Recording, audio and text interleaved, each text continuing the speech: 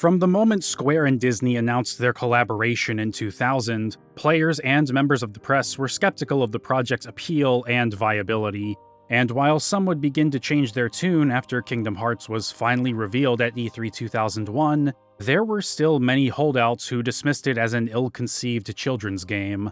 But Kingdom Hearts exceeded just about every expectation that had been placed upon it, not just by players and the media, but by Square as well. So naturally, director Tetsuya Nomura was given the green light to begin working on a sequel for the PlayStation 2. But Nomura would also heed the calls of those who wanted to play Kingdom Hearts on the go, and the result was a title which, even to this day, has what may be the most complicated legacy in the entire franchise.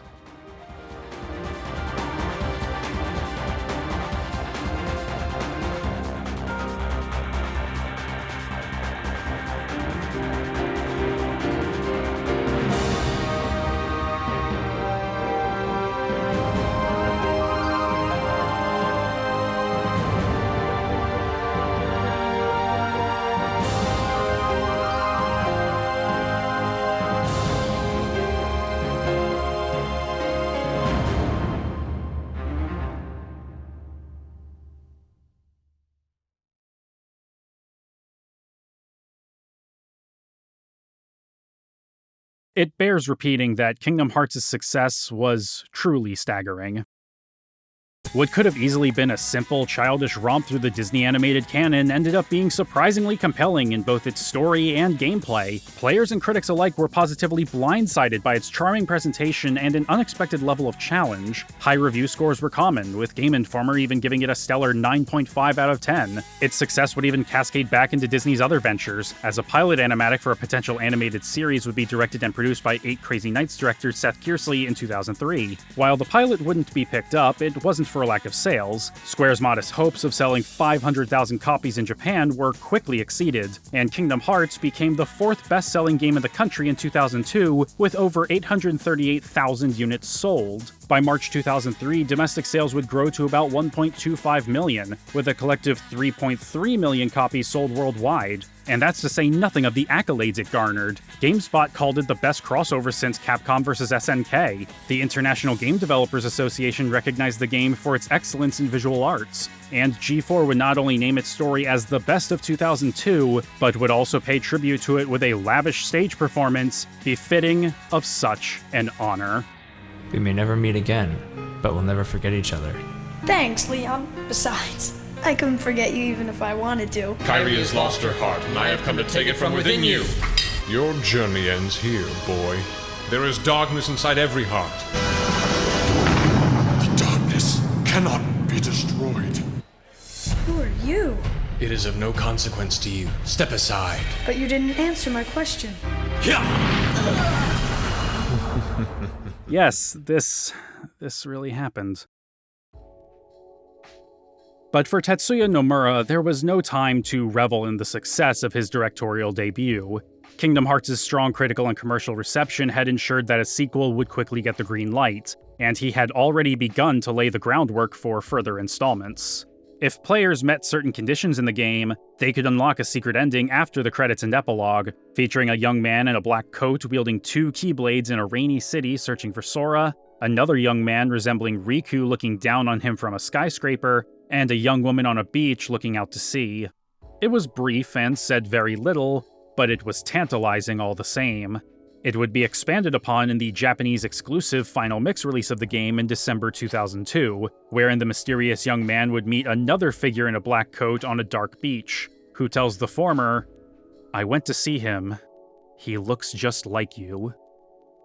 Despite the regional exclusivity of Final Mix, descriptions, screenshots, and video clips of this second secret ending, Deep Dive, would spread across online fan communities around the globe. The density of the information would lead to endless speculation regarding what'll happen to Sora, Riku, and Kairi, who these people in the coats were, and whether either of them were related to the unknown secret boss introduced in this regional exclusive definitive edition. While Nomura had already been laying out basic ideas for Kingdom Hearts 2 during development of Final Mix, people around him would begin suggesting that he bring the series to the Game Boy Advance. At first, the prospect seemed somewhat dubious to him, He couldn't imagine how the gameplay would translate to a 2D plane to accommodate the handheld.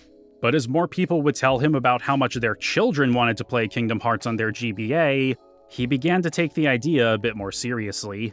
While still planning for Kingdom Hearts 2, Nomura would begin conceptualizing what an entry on the GBA would look and feel like.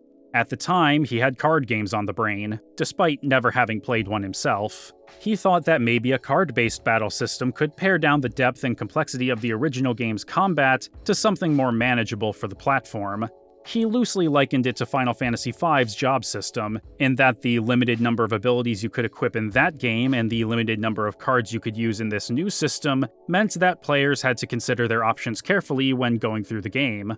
By the end of 2002, while Kingdom Hearts' final mix was still in development, Nomura would meet with Disney to discuss Kingdom Hearts 2, and during these talks he would broach the topic of developing a handheld entry.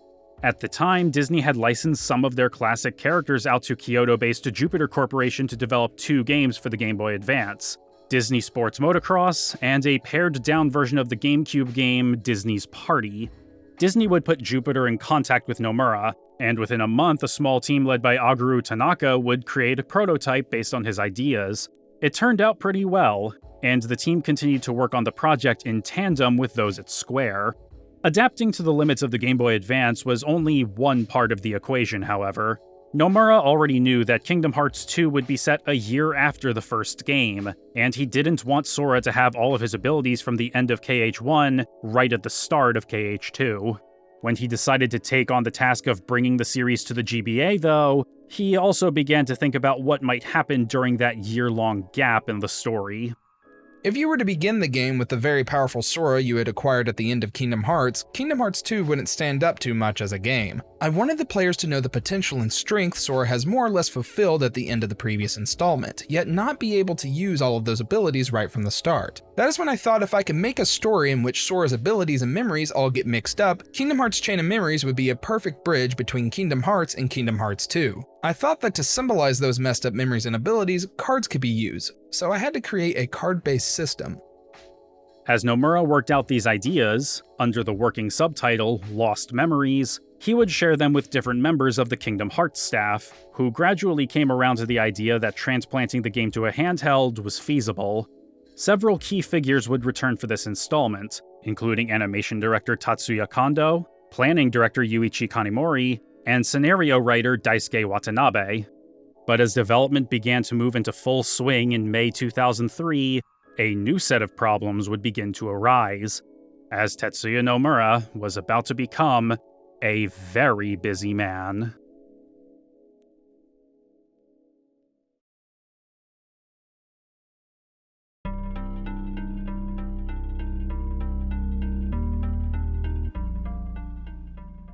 On November 26, 2002, Square and Enix, the two titans of the RPG genre in Japan, had announced that the two companies would merge and operate as a single entity starting on April 1st, 2003.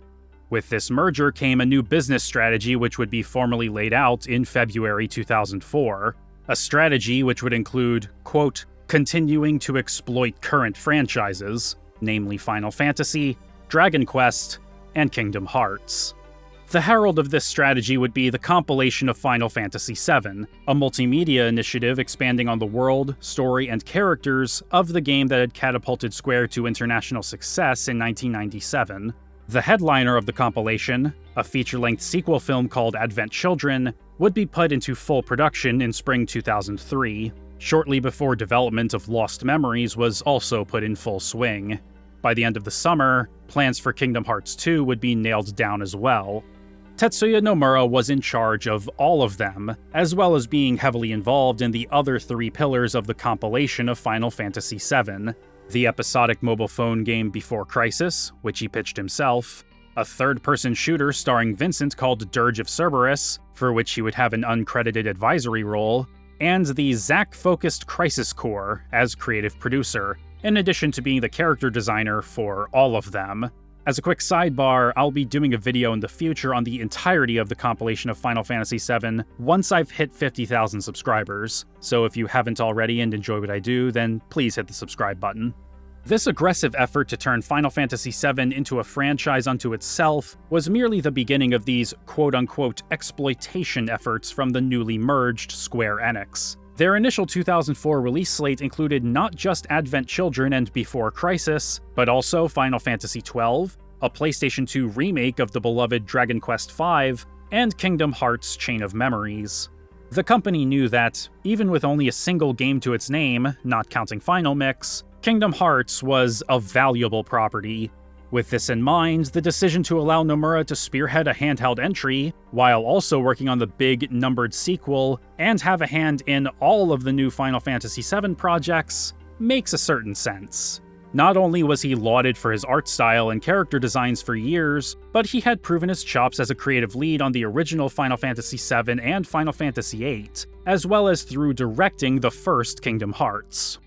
Of course, Nomura was not working on all of these new projects alone. He was co-directing Advent Children with Takeshi Nozue, who had previously been the movie director on Kingdom Hearts. His involvement with Before Crisis didn't extend much past the initial concept and character designs.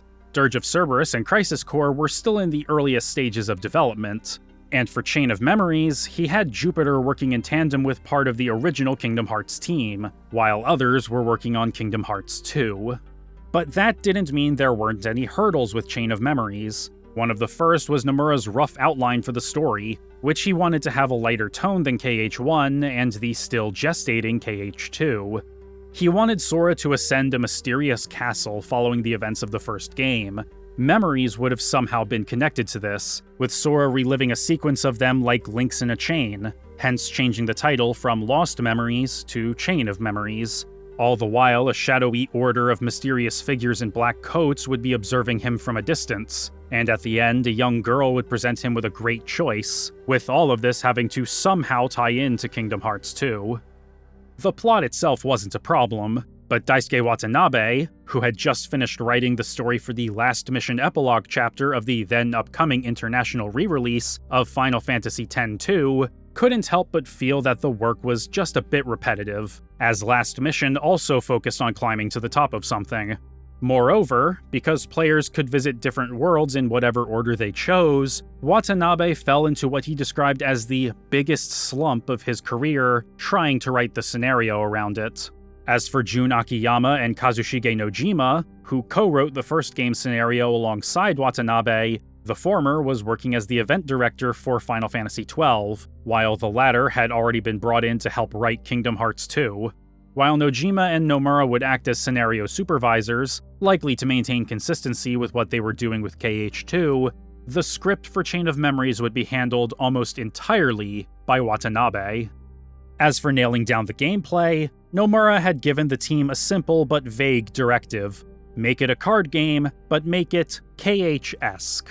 The team interpreted this as needing to find a happy medium between a completely turn-based affair and an action RPG.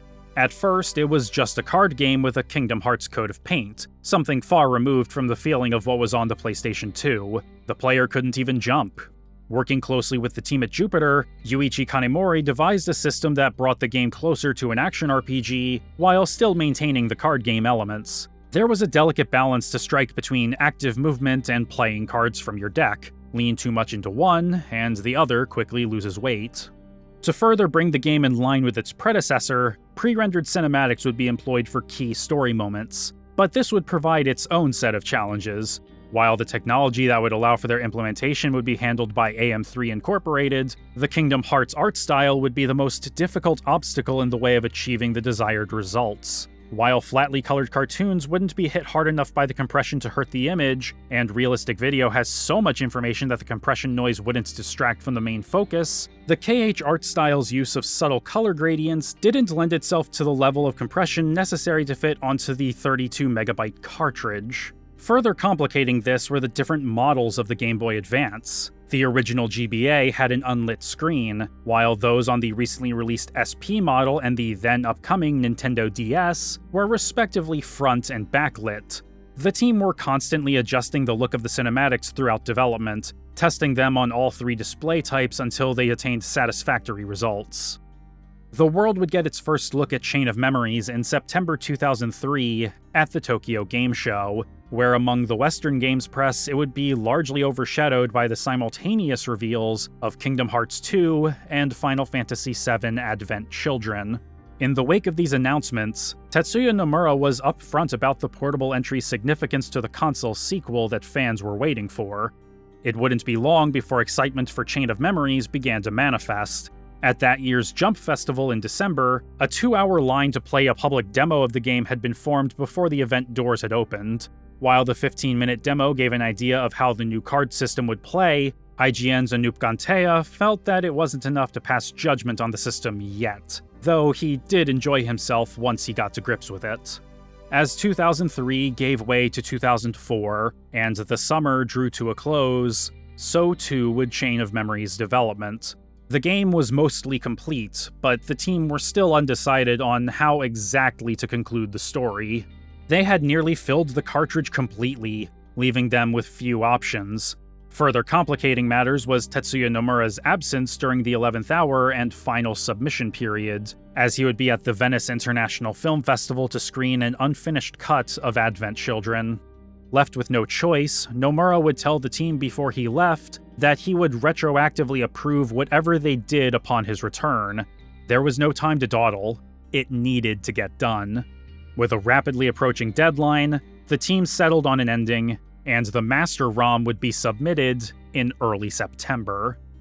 The game's success in Japan was more or less guaranteed, and its November 11th domestic release would coincide with a full-fledged Kingdom Hearts trading card game. But here in North America, there was little buzz in the games press for Chain of Memories. Electronic Gaming Monthly would include it as part of their Fall Games preview in their November 2004 issue, but writer Shane Bettenhausen's recommendation was tempered by apprehensions about the card system, as well as concerns that younger players who hadn't played the first game would be completely lost. Nintendo Power would proclaim it as a must-have among the slew of titles releasing for the Big N's platforms during the 2004 holiday season. And GameSpot's Ricardo Torres thought that it was a solid and interesting game when he played it for an October preview, though he felt that the card system, while providing plenty of options for players, wouldn't be to everyone's liking. Much of the game's pre-release coverage was tinged with a certain longing for what was yet to come. The December issues of both EGM and GamePro would even feature previews of Kingdom Hearts 2 when Chain of Memories was just coming out of the gate. Additionally, the 2004 holiday season would prove to be a crowded one for games. In North America, the Game Boy Advance would see the Dawn of Souls ports of the first two Final Fantasy games, as well as Pokémon Fire Red and Leaf Green. Nintendo themselves would release the Nintendo DS. And past the portable space were Star Wars Battlefront, Paper Mario: The Thousand Year Door, Ratchet & Clank Up Your Arsenal, Jak 3, Halo 2, Half-Life 2, and Grand Theft Auto San Andreas, among many others. Like its predecessor, Kingdom Hearts Chain of Memories would be entering an absolute bloodbath when it hit store shelves in North America on December 7th, 2004.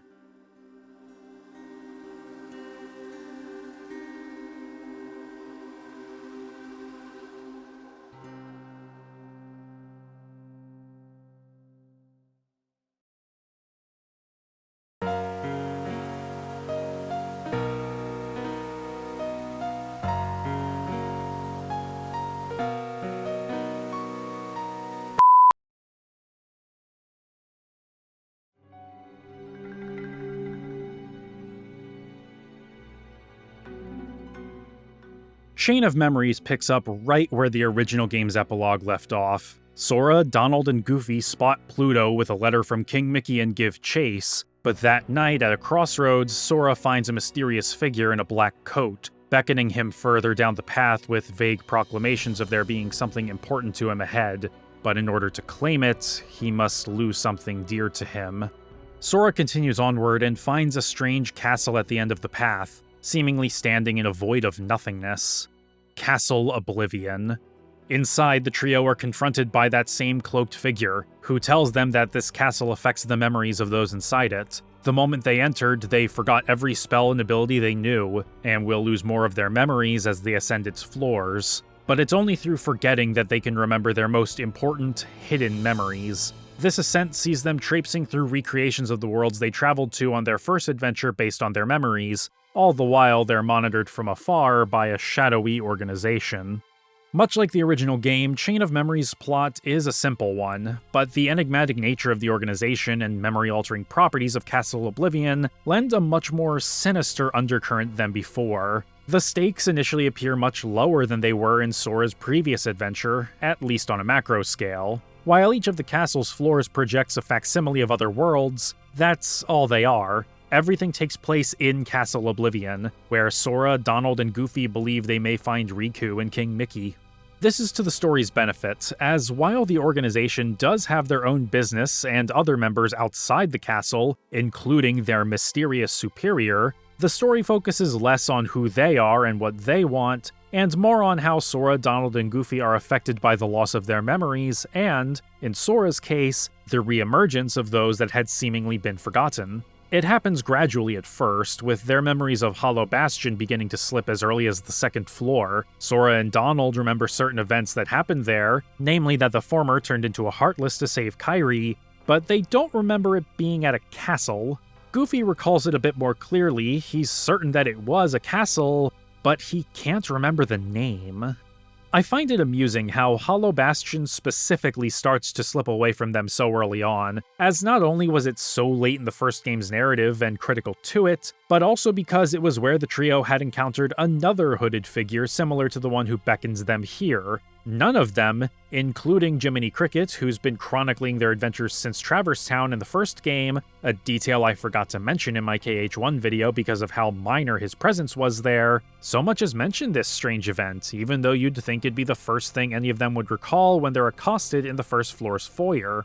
This was probably intentional. After all, that guy was pretty cryptic with his words and intentions, and for all the player knows, his voice and the voice of the cloaked figure who greets the trio are totally different. But more obviously, that enigmatic man at Hollow Bastion was a Final Mix exclusive, meaning that the only players who'd know about him would either have been Japanese or hardcore fans. To make an optional super boss from a Japanese exclusive version of the first game part of the foundation for Sora and the others' frame of reference for the villains of Chain of Memories probably wouldn't have been a good choice, even if that specific character never shows up here, which he doesn't. So to get around this, their memories of him may have been forgotten this early, as implied by Hollow Bastion slipping away. And it's not like they can check Jiminy's journal either. As to their horror, all of its pages have been wiped clean.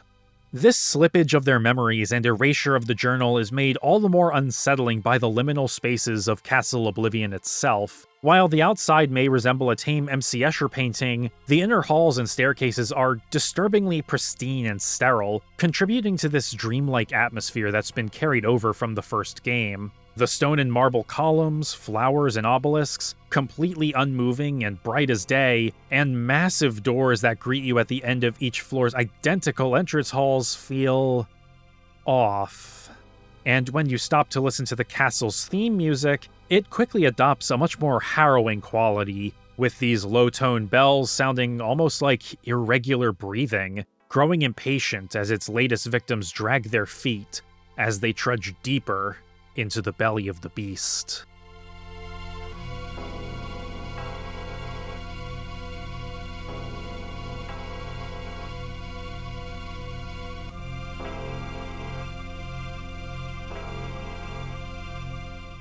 The overall presentation is gorgeous, with fluidly animated and detailed sprite work, and faithful aesthetic recreations of the original game's worlds. While the sprites themselves were the work of the Jupiter staff, it was all based on the 3D modeling work of Tatsuya Kondo, who would send them carefully selected animation frames of the first game's 3D models to recreate as 2D sprites. It was a time-consuming process that was dependent on Kondo figuring out which angles would work best in a 2D space for every character, including every Heartless. This even extended to the handful of new Heartless and characters introduced in the game, which had to have their own models created from scratch for Kondo to screenshot for Jupiter. However, based on his comments in the Chain of Memories Ultimania about how the models for the organization members weren't suitable for continued use elsewhere in their current state, he may have made them somewhat haphazardly or in low quality for the sake of having something that could be reinterpreted in sprite form and still look good. Probably the most impressive aspect of the presentation is the FMVs, which are few and extremely compressed, but the fact that they're here at all is nothing short of admirable. You'll only bear witness to 4 of them throughout Sora's journey, half of which open and close the story, but despite the lack of voiceover and the changes to brightness, contrast, and colors that had to be made to get them looking decent, they are a nice treat. Though I wouldn't be surprised if the color limitations described by character art director Tomohiro Hasegawa played a part in the designs of the different members of the organization. While their black coats came from those worn by the aforementioned Final Mix secret boss and the figures in the first game's secret endings, the monochrome outfits lend themselves to being in the opening FMV. It's also entirely possible that there were plans to use them in additional FMVs, hence why they all have colorful yet still monochrome hair. The lack of variance in shading could have been decided based on the limitations of what they could show with FMVs. Alternatively, it could have been a decision made to make them more easily distinct from one another when they're on screen together. Regardless of intent, their designs do stick out despite all of them wearing the same outfit. But of course, the organization aren't just here to look pretty. They've got their sights set on Sora, and whatever plans they have involve stripping him of his memories. And in Castle Oblivion, that involves converting all of those memories, friends, abilities, experiences, what have you, into cards.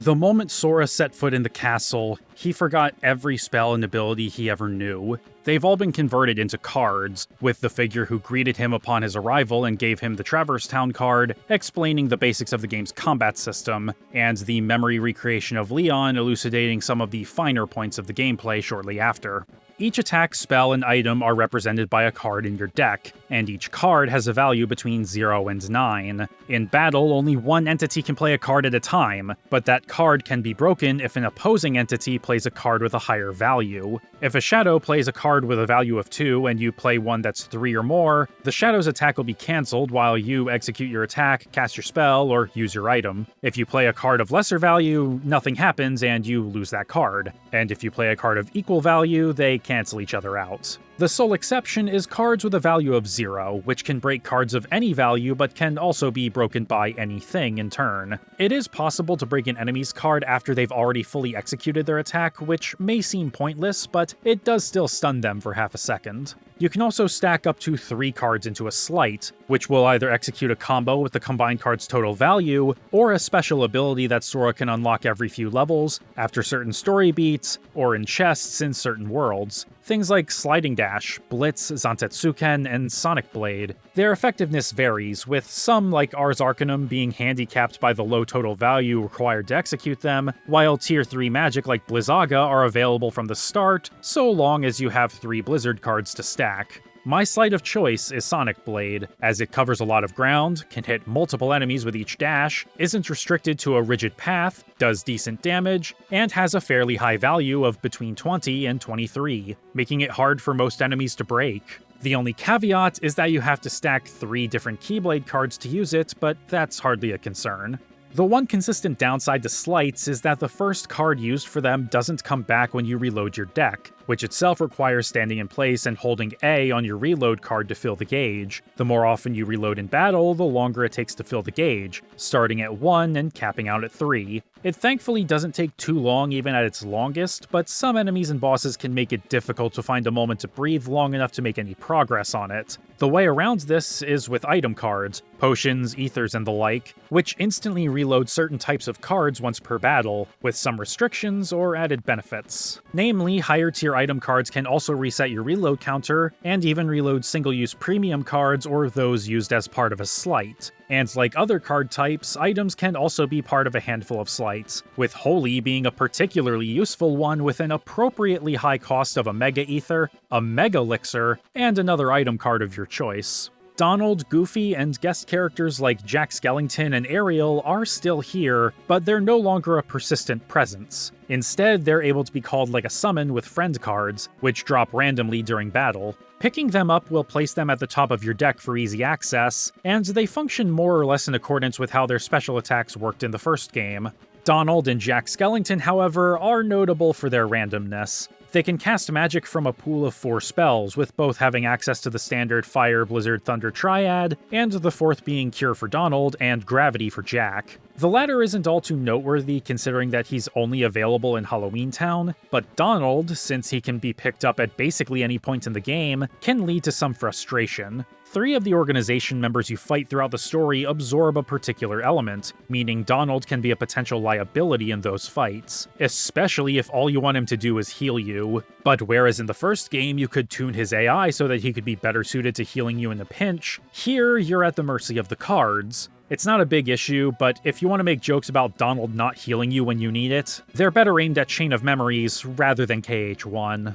All of these make up just one of the 2 card categories, with the other being occupied solely by enemy cards. These are acquired when you defeat certain bosses or at random based on the last enemy you beat in battle. They're part of their own sort of side deck accessible with the select button, and they grant you certain buffs for as long as they're active, usually for a certain number of attacks or reloads. They don't have a value and can be played basically whenever, but you can only have one active at a time. They cost a decent amount of card points to add to your deck, but their effects are usually worth the price. Extending combos, increasing card values, damage boosters, and the like are all on the table. One of my personal favorites is Jafar, which makes all of your attack cards unbreakable for 20 attacks. That alone is extremely useful, but what makes it even better is that you can get it as soon as the second floor. Like in KH1, your capabilities expand as Sora levels up, but unlike KH1, you get to choose what bonus you want upon level up.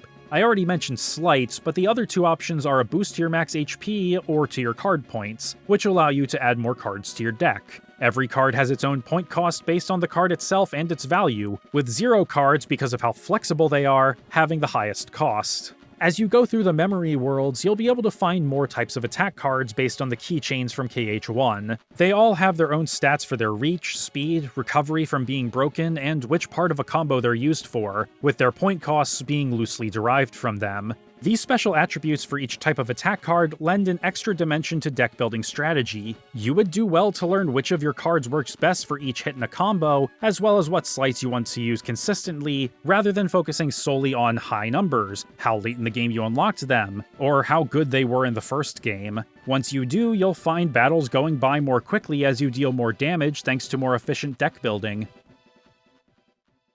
Unfortunately, the amount of information available to you while actively editing your decks is limited. Swing speed, recovery, and elemental affinity are shown, but your attack card's individual strengths in a combo are boiled down to an overall attack rating, meaning you either need to flip back and forth between the deck editor and the journal, which does show the combo values, and take notes, or have an external guide on hand. It's a small nuisance, but a nuisance nonetheless. All of this is to say nothing of how more cards are acquired. You can either interact with certain objects in your environment, which can yield a random card, HP or MP orbs, or you can take that MP, or Moogle points, to a Moogle room to exchange them for card packs, random sets of 5 cards from the category you choose, though interacting with a shop for the first time will net you a free pack of attack cards. However, this is all based on luck. Not just because of the random card selection, but because of the need to use Moogle points and the ability to create a Moogle room. Traversing through the game's memory worlds isn't as simple as exploring them and finishing the story therein. Like everything else, this aspect of the game is also governed by cards. Worlds consist of multiple boxy rooms in a predetermined configuration, and the only way to move to the next one is to use a room card awarded at the end of a battle to give that room form. Like the cards used in battle, they're also numbered 0 through 9 and come in different categories, and you have to use a card that fulfills the requirements of the door you're trying to open. This isn't a bad thing, as it gives you a fair amount of control over the play experience, but your influence is limited by what cards you're rewarded, which is entirely random. Save rooms, bounty rooms which have chests containing new cards and slights, and Moogle rooms aren't exactly rare, but they, like every other card, are never guaranteed to drop. Of course, they will eventually drop. By the time you hit the cap of 99 room cards, you will almost certainly have acquired at least one of every different room card along the way, assuming you've been fighting every Heartless in every room you've entered. Which is simple enough, as they don't really hide themselves. More often than not, they approach you shortly after entering the room or exiting a battle. Most of the time, you can stand right at the entrance and let them come to you, whack them to stun or do extra damage to them at the start of the fight, and repeat until the room's been cleared out. The combat in Chain of Memories is a surprisingly solid translation of the original on PS2, though not without compromises. Sora can still jump and dodge roll, with the latter being mapped to double tapping left or right, and the different Heartless still have the same general attack styles and weaknesses as in the original. The perspective does engender some frustration, however, with enemies like large bodies, fat bandits, and defenders, who still are only vulnerable when attacked from the rear, but they don't have animations for turning from left to right, so now they can become impervious to your attacks within the span of a single frame. Similarly, while Sora's drop shadow allows you to know where you're landing, it can be difficult to gauge how high your jump actually is, meaning that jumping to avoid attacks can be a bit of a crapshoot, as is estimating how high off the ground enemies like Dark Balls, Air Soldiers, and the Prismatic Melodies are. On the surface, it's all well and good. Nothing incredible, but thoughtfully considered. It's when you start getting into the details of the system, leveling up, slights, card values, and stats and the like, that things start to get both more and less complicated. Slights, for example, expand Sora's capabilities, but not without cost, as already explained. But they also aren't always necessary, especially in fights with standard mobs. You can just use high value and zero cards to break their cards and prevent them from attacking. This doesn't quite work against bosses, as many of them do make use of slights, meaning you either will need to have those zero cards handy or counter with your own higher value slights. Some boss fights do have a gimmick card that can drop which will turn the battle in your favor, with its effects being dependent on the boss, but they are a bit limited. This can lead to players building their decks with high card values with maybe some zeros for good measure, conditioning them to think that higher values are all that are needed to win. This kind of backfires when looking at Sora's highest value slight, Zantetsuken. While in Kingdom Hearts Final Mix, it was a combo finisher that had the chance of instantly defeating an enemy, in Chain of Memories, its damage modifier is 1, and its use is to render whatever card the slight breaks unreloadable. To kind of drive home that it's more for utility than power, its card combo is 3 attack cards with a total value of either 27 or 0. I want to stress that the problem here isn't the need to adopt a more complicated strategy than whack the boss until you win. The issue is that players are softly conditioned to play the game with that mindset based on how battles with non-boss enemies, and even most of the bosses in the Disney worlds, are designed. This wasn't a problem in the first game, where special attacks and finishers were integrated organically into Sora's combos after they were equipped. Here, the player has to actively stock the cards they need to execute a particular special attack in real time. They can order their deck in such a way that allows them to just hit L and R together 3 times and the desired sleight is ready, of course, and having 3 different decks that you can swap between outside of battle does encourage experimentation and preparing a backup plan. It helps that using a card in one deck doesn't stop it from being placed into another. But truthfully, it's the card system itself, the emphasis placed on high numbers, and the separation between standard attacks and special ones used through slights that allows this conditioning to take hold. But is this a flaw of the system? A flaw in how it's explained to players? Or a flaw of its implementation? I would argue it's some combination of the 3. The system itself works well, the fundamentals are explained clearly, and in practice there are no inherent issues. But when it's explained mostly in a vacuum, and most of your time engaging with it is in the most rudimentary fashion because you can't have basic enemies be too challenging, bosses which push players to really apply their knowledge of how the game's systems work can come off as more punishing than they really are.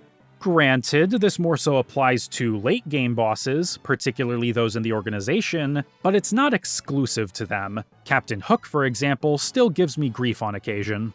In order to really apply that knowledge, however, you need to be able to put more cards in your deck, meaning you need more card points. For me, this is a no-brainer when leveling up. Prioritize new slights and choose card points any other time. You really don't need a lot of HP in this game, as enemies won't be able to defeat you with one hit at full base health. Card points, generally speaking, are of much greater value by virtue of them allowing you to put more and stronger cards in your deck. But by that same token, the more cards you have in your deck, the more you'd have to shuffle around to find a specific card you may need in the heat of battle. I ended up ordering my decks in a very straightforward way. Lead with efficient combos that could also be stacked into strong slights, a potion or two after those to continue attacking, several cure cards after the items, then specific magic cards if I'm going up against a boss with a specific weakness, and finally, at the back of the deck, several zero cards to interrupt enemies. This lent itself to a fairly aggressive playstyle while still maintaining the ability to double back and play defensively against bosses in the late game. The penultimate battle with Marluxia especially benefited from this approach, as his quick movements and aggressive sleights could be easily dealt with through those zero cards and dodge rolls, while leaving himself open to attack while he reloaded his deck. It can be a slow process, waiting for him to blow through most of his cards with all the sleights he used, but this more methodical approach is still fairly reminiscent of the first game's more measured combat. I like the card system, but it's not perfect. The randomness in acquiring new cards and unlocking some abilities through specific rooms can make deck building difficult, and many players will find it unintuitive on the surface as they try to brute force it to play like the first game, only to hit several brick walls toward the end. But once you've got a handle on it, it's a solid and impressive reimagining of the original game's combat system that suits the platform, even if it doesn't quite reach the same heights as its predecessor, though in fairness, I don't think anybody would realistically imagine that it could.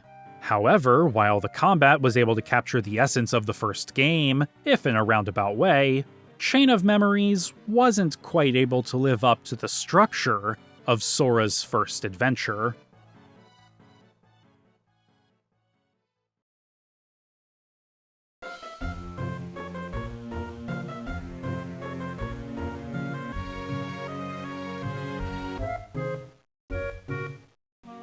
As was the case in the first game, Chain of Memories takes Sora, Donald, and Goofy through a series of vignettes in various Disney worlds with an overarching story wrapping around them. However, things are a bit different this go-around. First and foremost, as mentioned earlier, we're not actually going to these different worlds. Rather, they're recreations of the worlds from the first game based on Sora's memories, represented by cards given to him by members of the organization. This isn't inherently bad, but when you consider that the player is given free rein to go through most of these worlds in any order they please, it becomes very difficult to craft a cohesive through line for them all.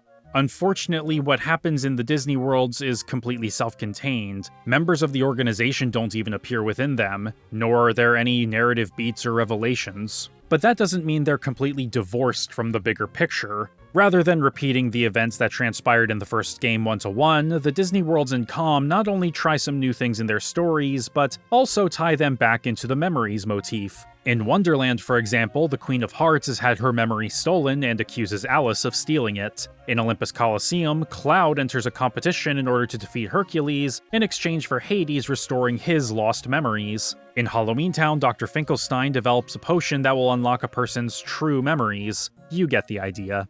In all of these scenarios, that sinister undercurrent I mentioned earlier weaves its way through from the overarching story. Alice convinces the Queen of Hearts that the Trickmaster stole her memories, and that she ordered Sora and company to defeat it. It's patently untrue, but the Queen does believe it because, in her effort to try and remember the truth, she was vulnerable to suggestion. When Cloud fails to beat Hercules, Hades reneges on their agreement, and Sora tells him that truly important memories are never truly gone. When Oogie Boogie drinks the potion to reveal his true memories, he's overcome with sheer terror for reasons which are left for the player to speculate. However, while most of the card worlds do tie into that overall theme, they don't really do much to build on it in a meaningful way. There is a bit of light foreshadowing, which we'll touch on in due time, but for the most part, they're basically narrative cul-de-sacs, complete with the most basic level design imaginable. While each world has its own layout, the individual rooms have to be crafted by the player themselves with room cards. There's plenty of variance to the properties of the different rooms, from more aggressive or powerful enemies to powering up specific cards, and even special rooms of rewards that give you special cards or abilities if you get the specific card to unlock them, but they're all variations on a square box. The aesthetics are different, of course, but this minimalist approach leads to every world, not just the Disney ones, feeling mostly the same. You end up going through the same motions every time. Choose a card, watch a short scene, go to 3 specific rooms to advance the story and beat a boss, move on to the next floor, repeat. The only exception is the 100-Acre Wood, where instead you guide Pooh Bear through a meadow, meet up with his friends to unlock new cards and abilities, and that's it. It doesn't help that, while many of the first game's sound effects and even characters' combat dialogue has been carried over from the first game, with various members of the development team providing their own voices for the organization, the music has taken a hit. The vast majority of tracks are recycled from the PS2 original, which is good as it provides a sense of continuity, but the limitations of the hardware lead to a wild amount of variance in how well they're reproduced. The music in Wonderland, for example, both in and out of battle, sounds pretty good, as does the field music in Monstro. Even Hollow Bastion doesn't sound half bad. But when it misses the mark, it really misses the mark. Traverse Town just sounds so deflated and off, and it's the first card world in the game.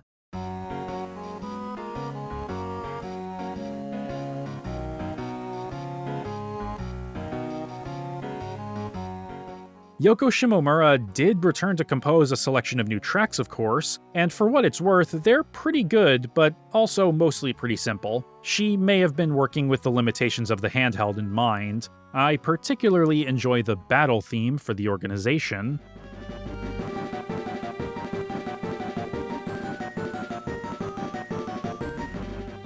And the new rendition of the theme for Destiny Islands that comes up towards the end of the game. It's the same melody, but slowed down considerably to give a more calming vibe than what the island had in the first game. Whereas that version felt right as a backdrop for kids playing, this feels more like the sun is beginning to set at the end of a relaxing day at the beach.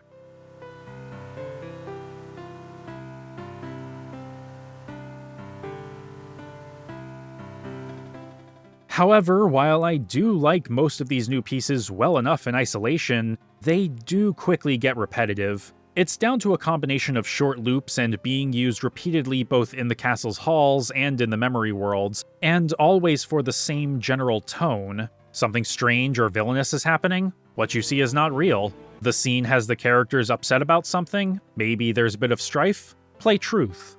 Cut back to the organization in their control room? Play their theme. Sora pulls out the Keyblade for a boss fight? Cue up conflict. It adds to that feeling that a lot of the game is less meat and more fat because, again, you're going through a lot of the same motions. But let's be honest about this. One of the big draws, if not the biggest, of Kingdom Hearts at the time was the Disney component. Keeping all of that for Chain of Memories was non-negotiable, and Nomura had the theme of memories in mind since basically the start of the game's conceptual phase. In addition, they already had models that could be made into sprites, making the decision to stick with the same worlds a bit more pragmatic. But it also could have been to allow those who hadn't played the first game to get a vague idea of what happened therein. After all, this game was made mainly because Nomura had talked with parents whose children wanted to play it on the Game Boy Advance. Moreover, a decent number of scenes taking place between them early on are basically Sora, Donald, and Goofy expositing the main story beats of their previous adventure with the justification that they're losing their memories and need to make sure they're still on the same page, that they still remember who their friends are and why they're here.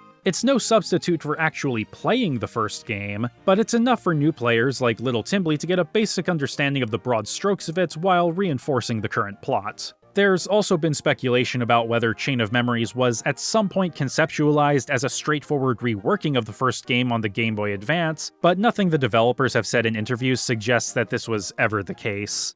There is, however, a notable exclusion from the roster of Disney worlds: Deep Jungle.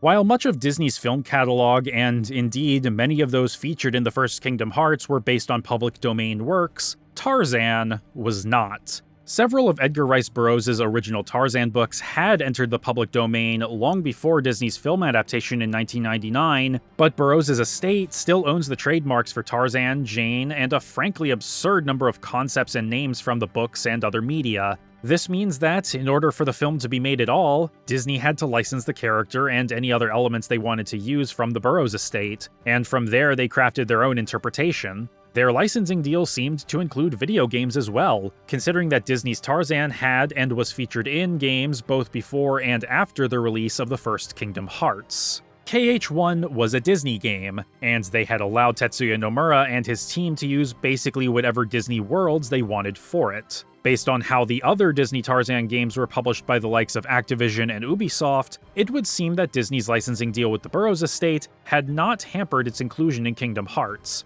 It was planned to be included in COM, as suggested by an early screenshot showing a Jungle King attack card as part of the deck, but like its world of origin, it would not appear in the final game. So what happened then? Why isn't Deep Jungle here? We can only speculate, as Disney's own continued use of the IP past the 1999 animated movie is somewhat inconsistent. They had a TV series run from 2001 to 2003, 2 direct-to-video sequels in 2002 and 2005, the aforementioned video games, a Broadway musical in 2006 that would run for a little over a year, and characters appeared in the recent Once Upon a Studio short. Yet, in February 2001, Robert Scanaway and Tony Craig, executive producers of the then recently premiered House of Mouse, which saw practically every animated Disney character you could imagine pack into a dinner theater together, had told the Los Angeles Times that characters from Tarzan were expressly forbidden from being on the show for quote-unquote legal reasons. Based on that, it would seem that Disney's own use of the Tarzan IP had some restrictions. Restrictions which may have prevented crossovers? But if that's the case, why would the Burroughs estate allow for its use in the first Kingdom Hearts, but no more afterward? Why is Kid Tarzan allowed to be on a skateboard here? Again, we can only speculate. Disney's mandate to Square about different characters not crossing over in the first game could have been born of such a licensing restriction. Alternatively, the Burroughs estate may not have been aware of what exactly Kingdom Hearts was until after KH1 was released, and specifically denied Tarzan to continue to appear in further entries. We may never know exactly what happened. Big companies like this aren't keen to divulge details on legal matters like this. All we know for certain is that Deep Jungle did not come back after the first game, likely for the same legal reasons that it wasn't allowed to be represented in House of Mouse, and it'll stand beside the Dive to the Heart in the category of Worlds Cut from Chain of Memories. Truthfully though, despite the length of that tangent, Deep Jungle's exclusion from Chain of Memories is inconsequential, aside from displacing the Power Wild and Bouncy Wild Heartless to Olympus Coliseum. Even if the world was here, it would just fall into the same pattern as the rest of the Disney worlds and drag out the story an extra floor. Daisuke Watanabe already struggled to make the main wraparound story work across 13 mostly modular floors. The stories within these card worlds are told in basically any order, but the scenes bookending them in the castle's liminal hallways are set in stone. It doesn't matter if the world you trek through on the 6th floor is Wonderland or Agrabah, you're still going to fight Larxene in the exit hall when you're done. Watanabe said that writing for Chain of Memories led to the biggest slump up to that point in his career, and I have no trouble believing that. A massive chunk of the game's first half moves at a glacial pace as we're introduced to the game's core conceit, and as Sora and the others check that they're okay as their memories begin to slip away and change without them realizing it. And while the memory worlds can quickly devolve into filler and padding, contributing less and less to the game's themes as they retread the same ground with no larger narrative contribution, the story that's wrapped around them is genuinely interesting and engaging. And it's all orchestrated by a whole new crew of villains.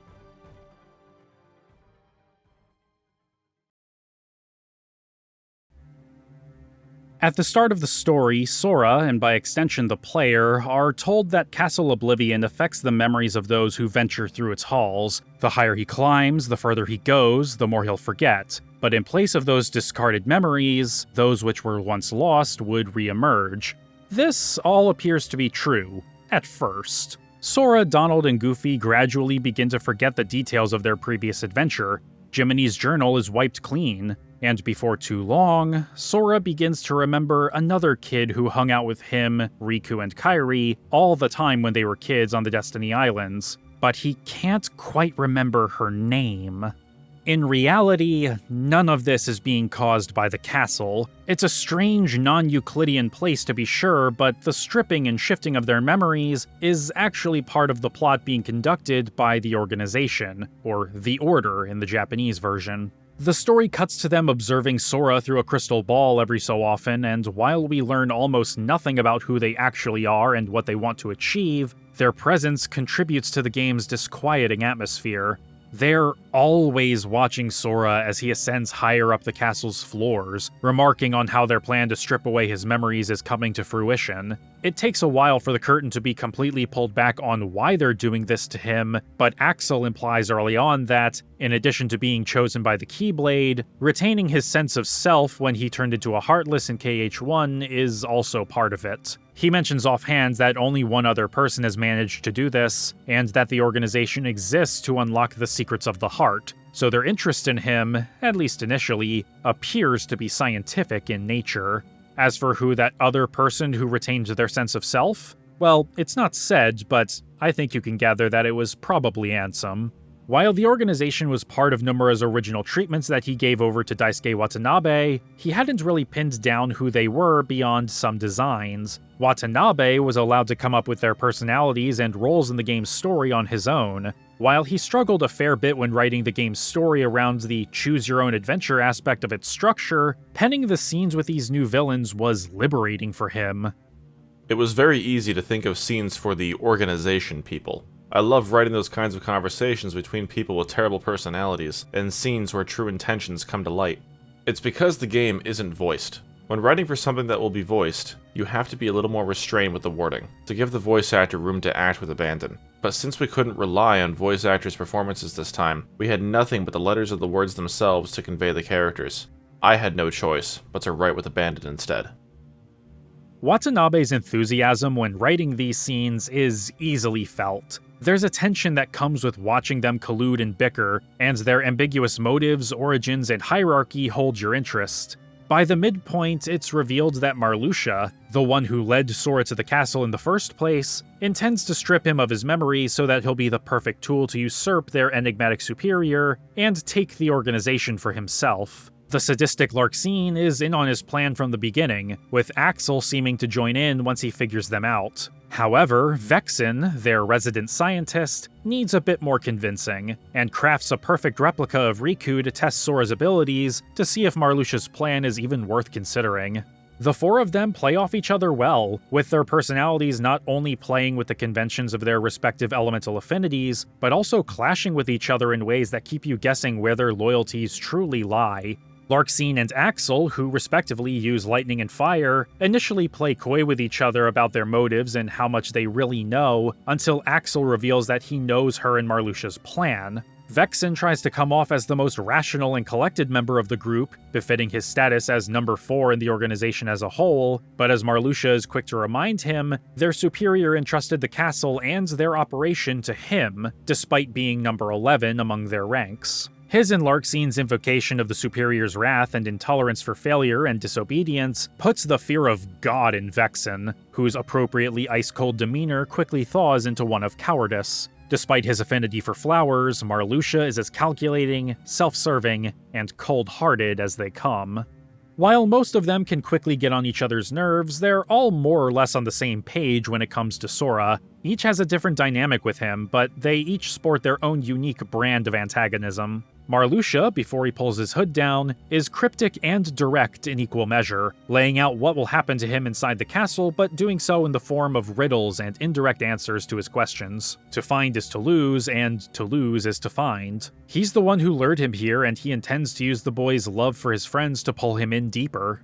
Axel is a bit of a showboat and is prone to flaunt the fact that he knows more than Sora, using cryptic riddles like Marluxia. But unlike the Lord of the Castle, he's willing to answer some of Sora's questions more directly, and even offer him a hint as to what he's talking about when the boy is understandably confused. Though when Sora refuses, he's proud of the kid. To Axel, this is mostly a game, a sideshow to keep him entertained, though as he fades away towards the end of the story, he remarks that he and Sora have a lot more in common than the young Keyblade wielder thinks, but he won't explain himself because then he'd take the fun out of it. How cheeky. It's easy to see why he was the favorite of most of the development team, Nomura included. I'm basically right there with them. Larxene is an out-and-out sadist, taking immense pleasure in screwing with Sora physically, mentally, and emotionally. She taunts him, scolds him for forgetting about one of his childhood friends for so long, and tut-tuts him for being justifiably angry with her in the organization's games. Like Axel, it's all a game to her, but unlike her fiery cohort, who's doing this mostly out of boredom, she's genuinely enjoying tearing this kid down, maybe a bit too much. She especially captured the attention of character art director Tomohiro Hasegawa and event planner Ryu Tsurumaki, who were surprised by her unrepentant cruelty. In Tsurumaki's words, her dialogue popped off the page when he first read Watanabe's scenario. Vexen's antagonism is much more low-key compared to the others. His interest in Sora is purely scientific, and he doesn't actually care to confront the boy directly. But when Marluxia prematurely declares his Riku replica to be a failure, and threatens to report Vexen to their superior over his protests, he's ordered to eliminate Sora as penance. Marluxia doesn't seriously think Vexen can do it. After all, why would he want Sora out of the picture when he needs him to fulfill his own goals? But keep all this in mind, we'll wrap back around to it soon.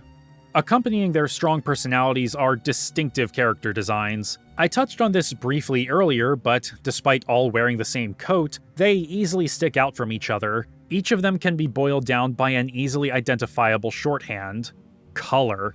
Axel is red, Larxene is yellow, blue for Vexen because of his shield, and pink for Marluxia. But it's more than just color association. They each have a different build and physicality in addition to hair and faces. Vexen and Marluxia have similar builds, but you can tell by their portraits that Vexen tends to slouch a bit, while Marluxia always stands with his back straight. Vexen's face also contrasts heavily with the others in how comparatively long and gaunt it is, whereas Axel's is sharp and defined, Marluxia's is fairly chiseled, and Larxene, being the only woman in the group, has softer and more rounded features.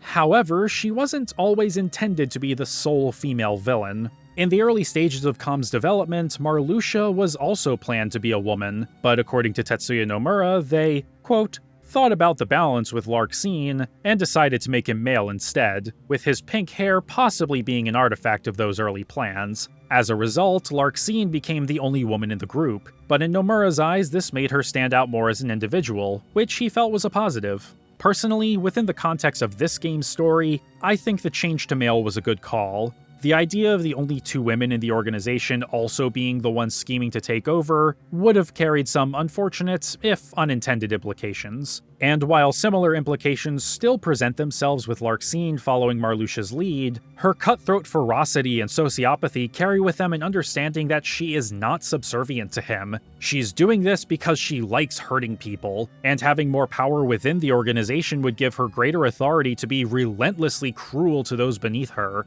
It's a power trip.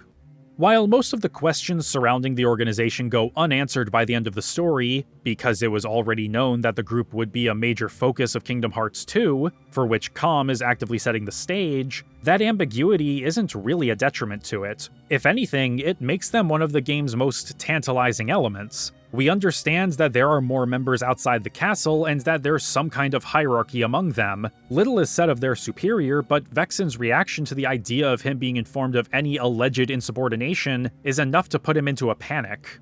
But what's most important for this story is that Marluxia has his sights set on Sora, and as part of his plan to tear him down, he's forcibly conscripted the help of a young girl with mysterious powers. Powers which can completely unravel the boy and his memories, piece by piece.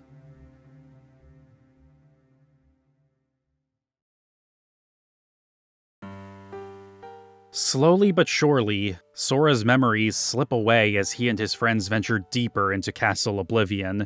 Despite this, he's confident that his most important memories, those of his friends, won't be forgotten. As proof of this, he shows Donald and Goofy the good luck charm that Kairi gave him. He promised he would return it to her, which reinforces his conviction that he'll never forget her.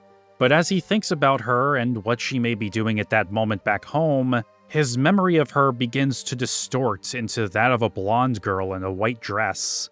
It comes to him slowly, until he remembers who she is. She was with them on the islands when they were kids, always drawing them while they played with their toy swords. But one day she left, and Sora never understood why. The only thing he can't remember is her name. It's only when Larxene taunts him about it, gloating about how they're holding her hostage, that it finally comes to him. Naminé. Knowing that his long-lost childhood friend is being held captive, Sora continues his ascent of Castle Oblivion, knowing that his memories will continue to fade. Because when it comes to his friends, he'll do anything to protect them and ensure their safety. Self-sacrifice is always an option for him. But by the time he recalls her name, Sora's memories have already shifted further, as his memories of Naminé completely displace those of Kairi, signified by her Thalassa Shell Good Luck charm being transformed into a star charm. Sora finds Riku, in reality Vexen's replica, who fights with him over who Naminé's true hero is, as the two continue to climb higher. All the while, Marluxia observes from afar as all the pieces fall into place, all thanks to Naminé and her ability to manipulate memories. This plot is absolutely diabolical. The way that memories are framed within the story is as a fundamental component of the heart and, by extension, one's sense of self. But even taking the concept of stripping away memories at face value, on a purely humanistic level, it presents an existentially dire scenario. We as people are the sum total of our prior experiences. Our memories may not define us, but they do shape us. Lessons that we learn and bonds we forge are built on lived experience and the memories thereof. A good sequel builds upon the ideas and themes presented in its predecessor and challenges them and its characters in new ways relating to them, and Tetsuya Nomura's idea to bring memories into the mix helps to accomplish exactly that. It's an excellent avenue to build upon the basic themes of the first game and challenge Sora's character. Throughout both games so far, Sora's goal has been to find his lost friends. He made new ones along the way, but he never lost sight of the big picture. Friendship and loyalty define Sora, and he's endearing because of it. The first game wasn't even subtle about how his friends are his power, his greatest strength. Chain of Memories flips the script, turning this into Sora's worst flaw. Through his clashes with the Riku replica, who he believes is the real Riku whose memories have also been slipping away, and the supplanting of his memories of Kairi with fake ones of Naminé, Sora loses sight of why he came here in the first place. As he climbs higher and higher, he becomes more and more focused on rescuing her, to the detriment of everything else. Even when Jiminy, Donald, and Goofy questioned why he had never brought up Naminé before they came here, and why he's the only one remembering things, he refuses to stop and consider that there's something very, very wrong going on. Compounding this is the player's perspective. There are moments when it's unclear whether these memories awakening within Sora are real or fake. After all, the idea of there being another girl who moved away when they were little is not incompatible with what we already knew. It would be entirely plausible for Sora to forget her over time if he was young enough when it happened, but the timing would be suspicious. It's only when Larxene attacks him, and we see that Kairi's charm has changed, that it's 100% confirmed that his memories are being seriously twisted and not just wiped. We now know that his memories of Kairi, the girl he's crushing for and basically killed himself to save in his last adventure, have been completely erased, replaced by false recollections of a girl he never knew. And from his perspective, that's how it's always been. It's heartbreaking. Horrifying even. And it's not like the head games with the player ends there. After clearing the 10th floor, Vexen confronts Sora and gives him a card representing a world from, as he puts it, the other side of his heart. Twilight Town. It's a cozy place, bathed in eternal sunset and laden with warm adobe and brick buildings and roads. Even the music here is pretty chill and low-key. I really like it.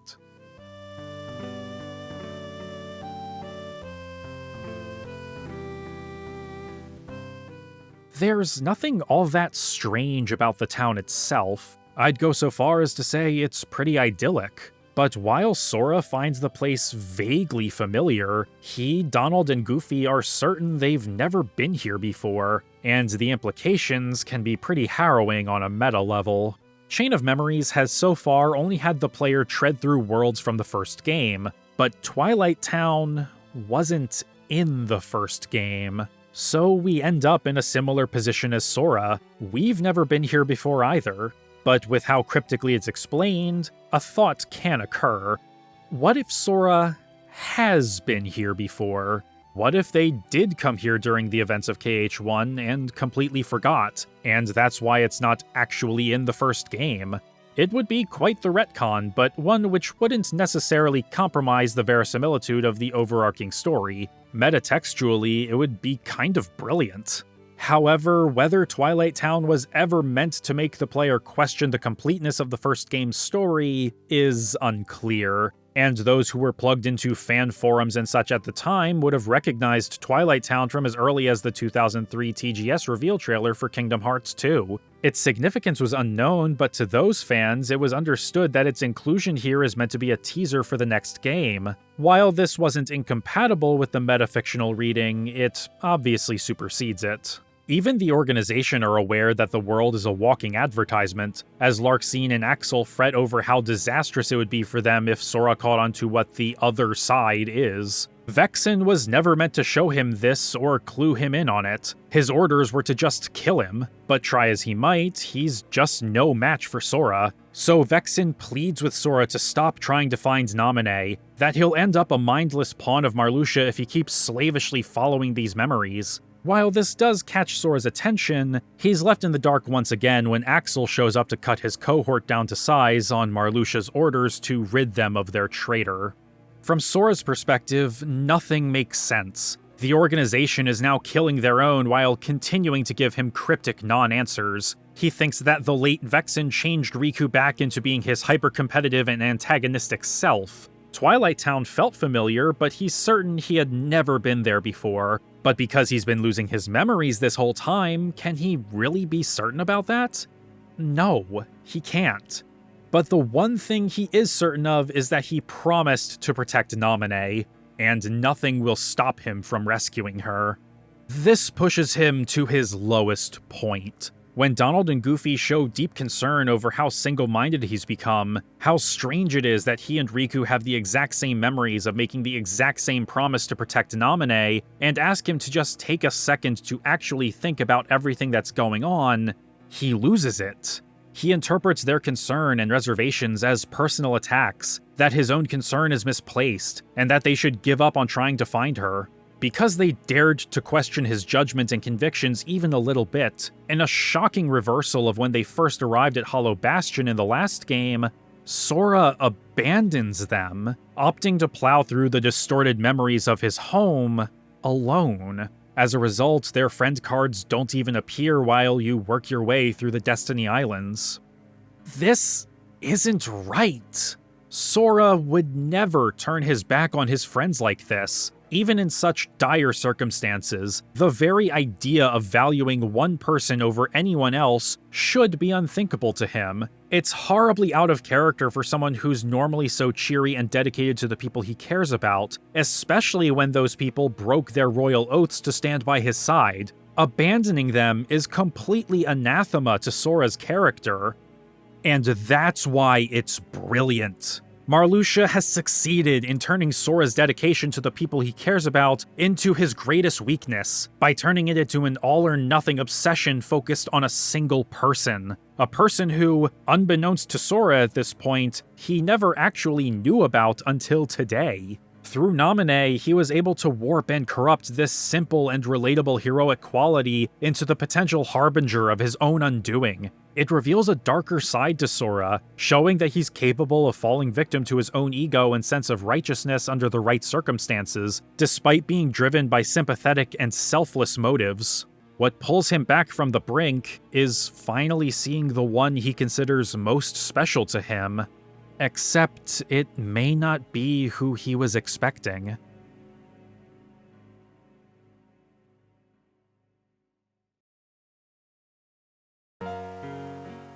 Naminé is a wilting flower if there ever was one. She's a meek, quiet girl who never had the courage to stand up for herself. She's never had any friends, and as far as we know, has only lived to be used by others. While bringing Sora to Castle Oblivion was Marluxia's plan, and she was merely a tool used to break him, Naminé's participation wasn't entirely against her own will. Marluxia threatened to lock her up in the castle forever if she didn't cooperate, and her existence thus far has been a lonely one. She thought that maybe she could use her abilities to make friends who could stop Marluxia and free her from a solitary life trapped in the liminal halls of Castle Oblivion. There's a line of thinking that could lead one to believe that all of the card world's focus on memories and their apropos explorations of how they affect people are Naminé's doing. From Aerith telling Sora to beware his memories, to Cloud making a deal with Hades to get his back, to the Queen of Hearts being susceptible to suggestion, there's an argument to be made that all of them were subtle warnings from Naminé herself. It's an interesting idea, but that's all it is. Replacing Kairi with herself in Sora's memories was a move that was simultaneously dastardly, desperate, and thematically kinda neat. Dastardly because doing so means Sora puts her on an especially high pedestal, as we've discussed. Desperate because it reflects just how badly Naminé doesn't want to feel lonely anymore. And kinda neat because of her and Kairi's naming schemes. While Kairi's name in Japanese is written in katakana, Kai is also one of the ways the kanji for sea or ocean can be read. Naminé's name is also written in katakana, but the first part of her name, Nami, is also how you read the kanji for wave, like in the ocean. Replacing one character in Sora's head who has a water-related name with another? I like that. That's a nice touch.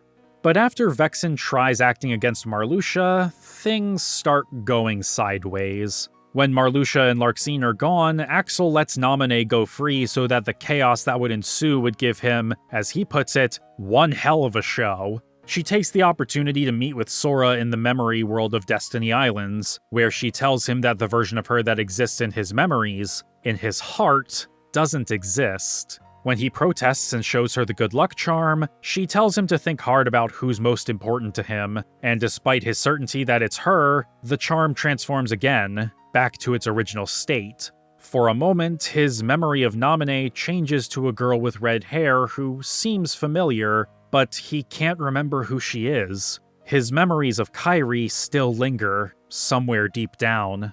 After one last clash with the Riku replica, whose mind Naminé has to shatter to protect Sora, and reuniting with Donald and Goofy to defeat Larxene once and for all, Naminé tearfully explains exactly what's been going on. She's ready for Sora to turn around and hate her for what she did and leave her to her lonely fate. But he doesn't. He isn't exactly thrilled that she went messing around with his memories, and now understands that they're total lies, but they still feel right. He still feels beholden to that promise, even though it wasn't real. And so we've come full circle. Through Donald and Goofy coming back to him after he left them behind, and the revelation that he had been used, Sora reaffirms who he is. He's a loyal friend, even to someone who was never really his friend at all. It's incredibly wholesome and solidifies that the bonds he forges with others are his greatest strength, even in the most dire circumstances. Even as his memories have been put through a spaghetti strainer, and he's forgotten so many of the friends he's made along this crazy journey so far, including King Mickey, one of the people he, Donald, and Goofy came here looking for, Sora is still able to make a new friend despite it all, and thankfully this new friend can put right what she made wrong. They just have to get to the 13th floor and clear out the stragglers. No card is required to open the door to the 13th floor. You don't traverse a recreation of any world from Sora's memory. Instead, you navigate the upper halls of Castle Oblivion itself. Aside from the Neo Shadows, who like to flatten themselves into the floor to avoid your attacks and hit you with high-number cards and attacks that are tough to dodge, the regular fights here are made easy thanks to the Trinity Limit Sleight, which you learn upon entering the floor and can be executed by stocking Donald, Goofy, and an attack card in any order. It's not quite as powerful as it was in KH1, owing to the Neo Shadows going flat and enemies appearing in waves rather than all at once, but it's still fairly useful. The layout of the floor is simple and to the point, though it is a bit big, and by this point, the difficulty of the boss fights has already begun to ramp up. The last fight with the Riku replica can be pretty tough, and so can the rematches against Larxene and Axel, the latter of whom attempted to strike down Marluxia for betraying the organization, acting on Marluxia's own orders to rid them of their traitor. Axel had been onto them the whole time, and killed Vexen to gain their trust. But just as he's about to attack, Marluxia summons Naminé as a human shield. It doesn't stop Axel, but his timing couldn't have been worse, as Sora approaches just in the nick of time. For a fleeting moment, Marluxia does get his puppet, but he's quick to remind Axel that he's going after the ringleader next. Defeated, Axel fades away, telling Sora he was glad he saved the boy in the end, but refuses to elaborate lest he kill the suspense. But it's the confrontation with Marluxia where things get truly interesting. He orders Naminé to completely erase Sora's memories here and now, just as she did to the Riku replica. The way he sees it, Sora can be pieced back together over time, and he will have his puppet. Naminé refuses, her brief time spent with Sora giving her the courage to finally stand up for herself, but Sora assures her that it's okay. With his friend's help, he can get pieced back together properly, or so he believes. He would be completely empty. There would be nothing left, like Vexen's little science project. Except, despite Naminé shattering his heart, Repliku is still alive and kicking, now completely aware that he's not the real thing. Everything about him may be fake, but his promise to protect Naminé is real to him, and it's what's keeping him going now. Despite Marluxia's proclamations that chaining themselves to false memories makes them weak, the fact that they're fighting for someone other than themselves is what makes them strong. They aren't going to pretend they actually happened. What matters is that they made the choice to be true to themselves and follow their hearts. It's a choice that, if Marluxia had gotten his way, they wouldn't have been allowed to make. The penultimate battle with Marluxia can be tough if you aren't prepared for it. He moves fast, swings wide, and loves his slights. If you aren't ready to whittle him down with 0 cards and dodge roll to avoid his big attacks, you're gonna have a bad time. Especially since he has 4 health bars, meaning that this can take a bit of time. Personally, I think it's probably the toughest fight in the game. Every time I come back to Chain of Memories, I always struggle with it. My first playthrough I recorded for this video is probably the roughest time I've had with it so far. I maxed out my card points and grinded up to level 70 or so to get enough HP to act as a buffer against him, something I normally don't do. Leveling up doesn't inherently change your stats in this game either, so it's not like I was doing more or taking less damage because of it. However, that being said, I also think it's probably the best fight in the entire game. It really pushes you to learn his tells and get the timing just right to dodge out of the way of his attacks. It does a terrific job at carrying the torch of the first game's more measured combat philosophy. It certainly helps that his battle theme is a tense reprise of the music from the Deep Dive secret ending in KHFM, which I already love.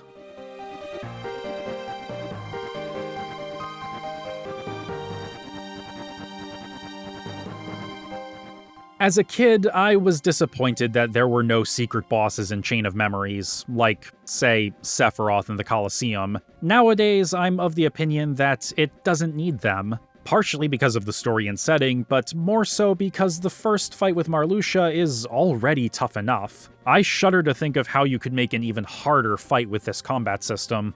This is a roundabout way of saying that the final boss is kind of disappointing. It's not bad by any means, and it's definitely more unique than most of the boss fights in the game. Marluxia is on top of this big, flying thing that you have to break the 2 front appendages off of before you can attack him directly, but he only becomes open to attack whenever you break one of his cards, and even then, it's only for a brief window where you can barely get a combo off, and you have to jump to reach him. He'll send some flower petals that shoot lasers, but they're destroyed as you break his cards, so you don't have to waste time hitting them directly. He'll give you an opening to jump on the back of his mount and wail on him more easily for a bit, and then you basically go through the motions again. It's not all that difficult if you keep up with his pattern, especially when you realize that, unlike the last fight, he doesn't use any sleights at all, and breaking his cards is the primary mode of play for most of it. I do like the design of this thing he's affixed himself to, particularly the blades mounted to the front that mimic his scythe. It's a neat extension of the whole Grim Reaper, Spectre of Death thing he's got going on.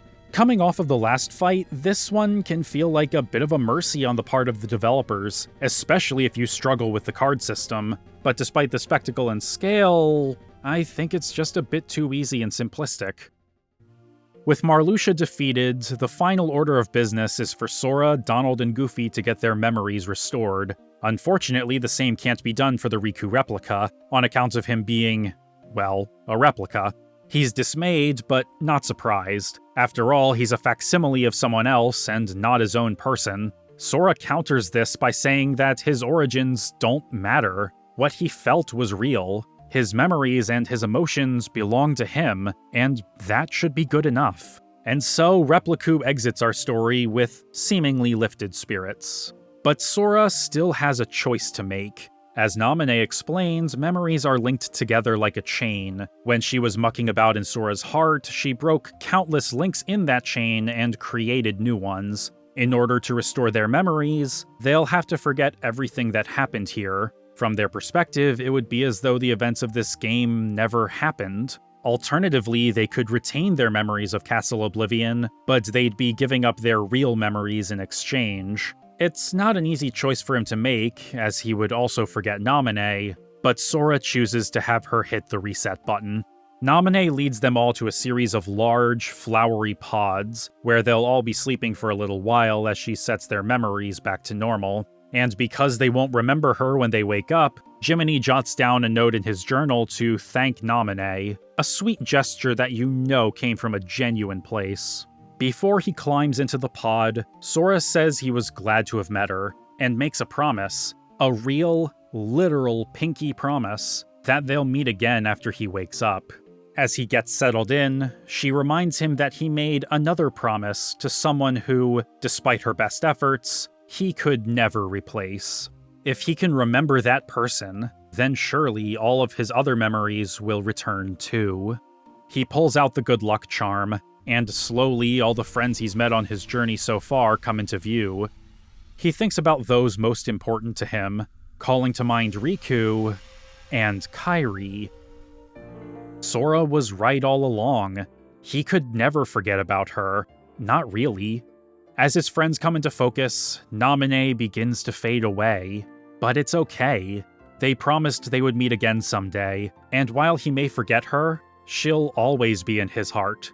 It's a bittersweet ending, but definitely more sweet than bitter. Though I do have some thoughts about the decision to wipe Sora's memories. I understand from a Doyleist standpoint why it happens. Nomura wanted Sora to have his abilities reset for Kingdom Hearts 2, and have it be incorporated into the narrative. As much as I believe making that part of the actual text of the story is unnecessary, that's not what I have a problem with. It's that, as a result, any growth Sora experienced as a person is annulled. He made some selfish and self-destructive choices here, and while he came back from that event horizon, wiping the experience from his memory robs the series of potential storytelling and character opportunities later down the line. However, it could easily be argued that showing he has the capacity to make such choices is itself still valuable, which I also agree with.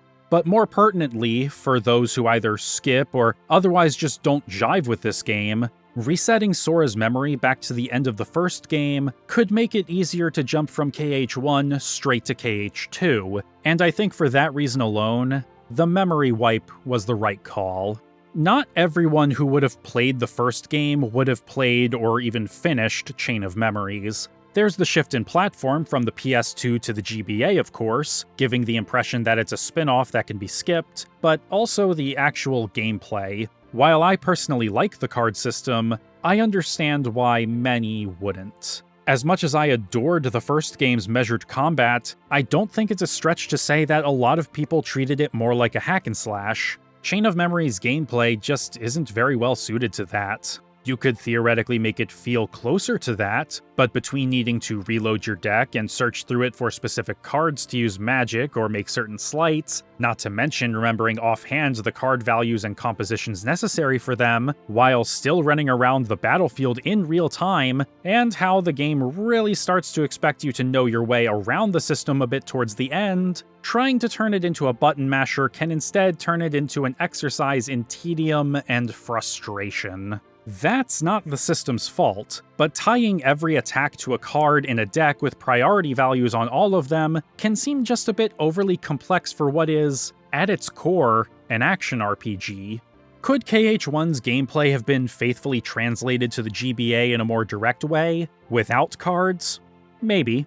I'm not in the business of telling game developers how they should have done their jobs, whether in the moment or decades after the fact. I find assessing a game for what it is to be far more constructive than criticizing it for what it could or should have been, and we live in a world where Chain of Memories has this card system that I personally enjoy, but keeps many others from playing for more than a few hours at the very most. Which is a shame, because the story, while smaller and more character-focused than its console predecessor, is intriguing and worth experiencing, not just as a prelude to the next console game, but on its own merits.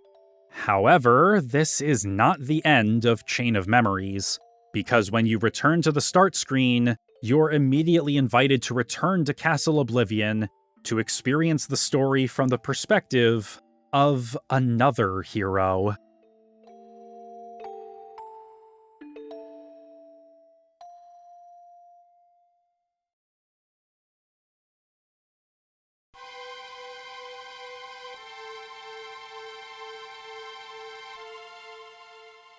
Somewhere in a featureless void, Riku awakens from a deep sleep. A voice commands him to return to his slumber, saying that the light of truth and awakening will only bring him pain. Leave the king to deal with the conflict between light and dark himself, and return to the bliss of eternal sleep. Riku refuses, and the voice offers him the chance to face the truth. All he has to do is accept the voice's offering. A card, which brings him to the lowest basement of Castle Oblivion.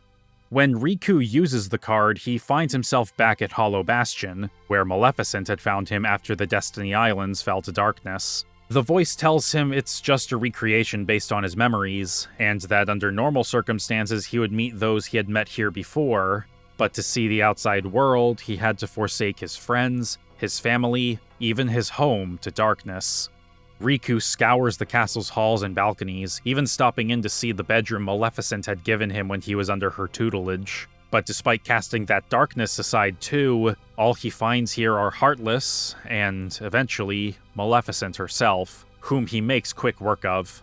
The voice continues to taunt him about he can only let go of things and never hold on to them, but that despite how this has hollowed out his heart, the darkness he had sought still clings to it. In the floor's exit hall, the voice reveals himself to be Ansem, who beckons Riku to submit to the darkness, the only thing he has left, and become his vessel once more. With the protection of King Mickey, who projects himself before him as a ball of light, Riku is able to fend off the Seeker of Darkness, who then challenges him to venture through his memories to understand that darkness truly is all he has, hoping to break his spirit and take control of him once more. Thus begins Reverse Rebirth. Similar to Sora's story, this scenario is more focused on Riku as a character than the minutiae of its plot, as he struggles to move past the mistakes he made in the first game and grapple with his inner darkness. Reverse Rebirth was part of Tetsuya Nomura's original outline for Chain of Memories, but unlike Sora's story, he didn't really have anything specific planned for it. Daisuke Watanabe was thrilled that Nomura specified the inclusion of such a scenario, as he felt that where Riku was left by the end of the first game was underwhelming. He thought there was more that could be done with his character, and because Nomura didn't have any concrete plans for him at that point, Watanabe effectively had complete control over this part of the game's scenario, but more than anything else, he was glad that Riku would be getting the spotlight. Riku doesn't lose his memories as he climbs up to the entrance hall, for obvious reasons. Instead, he's traipsing through memory recreations of the first game's worlds, with the exception of the 100-Acre Wood, to conquer his past misdeeds. This shift in focus is accompanied by several other small gameplay and structural changes which create a markedly different experience from the main game. For starters, Riku doesn't know any slights by default, reloading your deck is practically instantaneous, and you can't edit it at all. The cards available to you are set based on which world you're in and, in the case of enemy cards, which ones you've already finished. As a result, Moogle Points and Moogle Rooms are among the handful of room cards which have been excised from his story, and the vast majority of the card worlds only have you go to the Room of Beginnings, fight the boss, and move on. These changes alone streamline the game in a way that it could be considered something of a challenge run. Not quite a boss rush, since you do still have to navigate the layouts of the card worlds, fight enemies, and level up like in the main story, but the restrictions placed on you and the changes and additions made to Riku's gameplay style do still change the flow of it all quite a bit. This extends to leveling up. Because you can't edit your deck, there's no need for card points, so the option was changed to increase his attack power every few levels or so now leveling up can actually help you do more damage, unlike with Sora.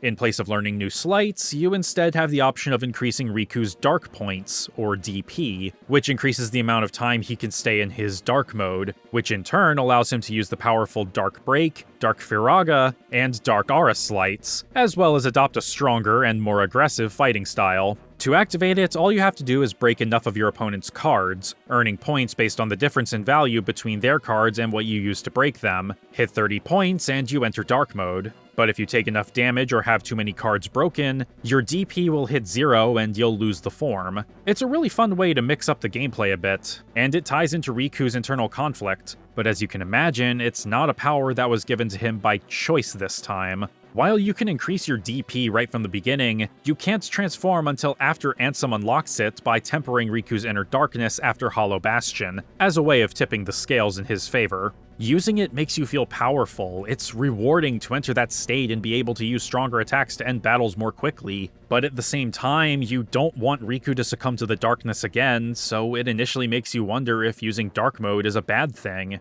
In gameplay terms, there's no reason not to use it, and it doesn't affect the story one way or the other. Ansem even tells Riku that whether or not he actually uses this power isn't all that important, but narratively, Riku views that part of himself as a weakness, something he detests and wants to conquer. Even if you do take measures not to consciously use it, you can very easily activate it by accident through breaking cards. So no matter what, Dark Mode always being an option regardless of even the player's intentions is a nice bit of ludic cohesion.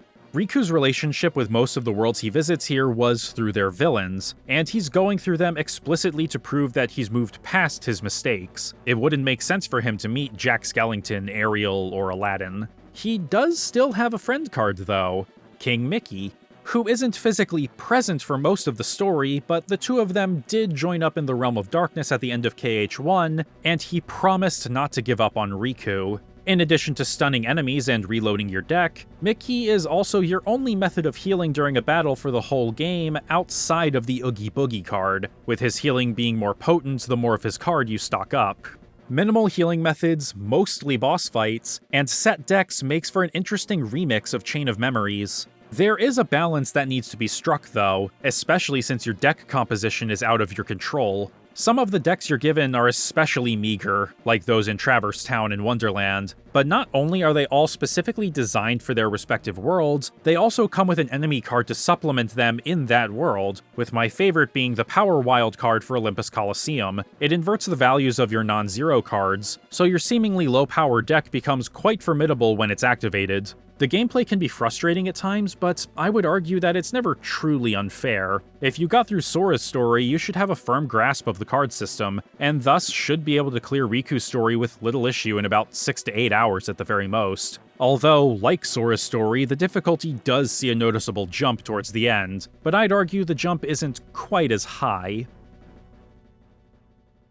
But ReVerse Rebirth is no slouch in its actual story either. It not only does a fair bit with Riku as a character, but it also expands a bit on the organization, and provides additional context to the events going on topside with Sora. We're introduced to two new members, Zexion and Lexaeus, who along with Vexen were assigned to operate in the castle's lower basements. They're all aware of Marluxia's plot, and Riku's unexpected appearance at Castle Oblivion and his scent being uncannily similar to their superiors give them an idea. If Marluxia wants to use Sora, a hero of light, to take control of the organization, they'll bring Riku closer to the darkness to counteract his plot. To that end, Vexen briefly confronts him to gather enough data to create the Riku replica, who Riku also defeats in a brief scuffle. Despite this setback, Vexen presents the replica to the others upstairs under the guise of wanting to assist in their ambitions, since while he's not as strong as the genuine article, he can be controlled. However, Larxene forces Naminé to rewrite Replicu's memories so that he thinks he's the real Riku in order to further antagonize Sora on the upper floors. The time we spend with the organization members in this scenario is a bit sparser than in Sora's, but very little of it feels wasted. The basement team are actually loyal to the organization, which reframes Vexen's pleading with Sora and telling him Marluxia's goals as being a genuine attempt to subvert the latter, rather than just the words of a coward trying to save his own skin. Zexion and Lexaeus are much more reserved characters than the others on top, and they do well to contrast Larxene's sadism and Axel's ego. Zexion is somewhat similar to Marluxia in that they're both schemers, but their abilities, loyalties, and demeanors, not to mention hairstyles, are almost the complete opposite of each other. Marluxia is quick to assert his authority whenever it's questioned, whereas Zexion, despite being the leader of the below-ground members, has garnered mutual respect and trust with his cohorts. He actually takes time to consider their input. Lexaeus is practically the inverse of Larxene in both body and mind. He's massive and physically strong, but also not one to freely throw his weight around. Restrained in his words and actions almost to the point of feeling like a wall of stone, but not the least bit foolish. He's the one who's most wary of Axel, not being able to get a beat on what he's up to amidst the chaos going on upstairs. Nomura likens him to a samurai with, quote, Bushido-style strength, which I think is a decent way of putting it. While he wields a gargantuan tomahawk rather than a katana, as one would imagine of a samurai, his disposition is comparable to that of Toshiro Mifune's Wandering Ronin in Akira Kurosawa's Yojimbo. His loyalty to the organization is so great that, even in death, he musters all the darkness within him in an attempt to consume Riku in an effort to fulfill Zexion's plans to stop Marluxia. However, it's not how these three act amongst themselves that makes Reverse Rebirth's story strong, it's how they interact with Riku.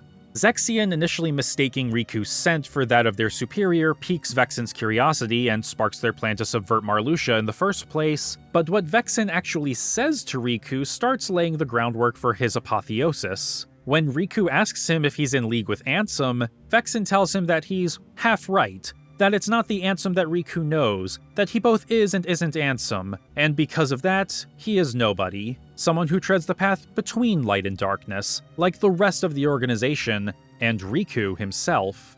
The exact nature of the organization's superior is still shrouded in mystery, and these nuggets of information merely compounds that enigmatic aura, especially when the Ansem reports from KH Final Mix are considered. However, those reports refer to a nobody as the empty shell left behind when a Heartless is created, one that should not technically exist. So whether there's any connection between them and Riku is, at this point, up in the air. More immediately, however, the notion of being aligned with neither light nor darkness is planted here. Thus far, the Kingdom Hearts story has framed darkness as being an inherently evil and corrupting force. It's what the Heartless are, and it led to not only Ansem's descent into villainy, but also Riku losing his autonomy to Ansem in the first game. It's why he's so resistant to it. He's been down that road before, and it didn't end well for him. In that sense, darkness in this context is like drug addiction. It makes you feel good, but it's all too easy to get lost and be completely changed by it. Within the framework of such a metaphor, Riku is more or less the Mark Renton of the story, a recovering addict prone to relapse who's currently surrounded by bad influences. But that's not what this story is. Instead, it's about forgiveness and self-acceptance.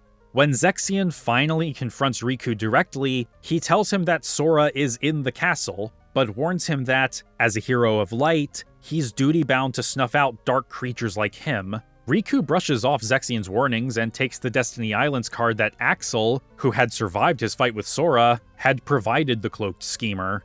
Riku is crushed when all of his friends, Tidus, Wakka, Selphie, and even Kairi, fade away when he greets them. Zexion condemns Riku's forsaking of his friends and his own world for opening the door that led to the islands falling to darkness, before finally Riku is reunited with Sora.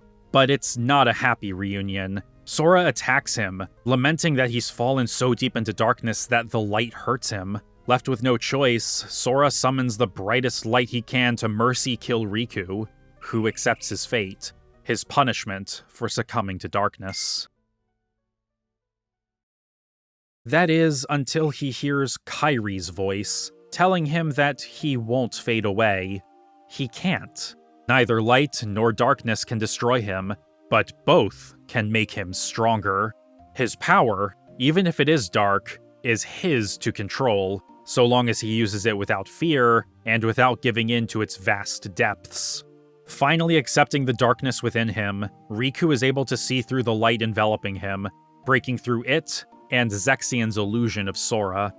This is the moment that Riku finally finds himself. Ever since his home was destroyed, there had been this subtle anxiety underpinning his character that he tried hard to bury. Giving into darkness and thus gaining power had done that for most of the first game, which is why he surrendered himself to it completely when he lost the Keyblade, an impartial judge of heroism and merit in his eyes, to Sora. Losing his body to Ansem humbled him, but that anxiety begins to bubble up again here in Reverse Rebirth when he realizes just how much the choices he made in KH1 had cost him.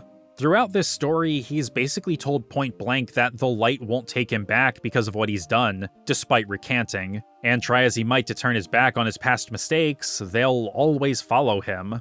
It's only when he hears a friendly voice, one he thought was gone forever because of his own screw-ups, assure him that his mistakes aren't who he is and that he can learn from them, in a manner of speaking, does he begin to forgive and understand himself, even if that voice wasn't actually Kairi, but Naminé, which Riku clocks pretty easily when he meets her shortly after.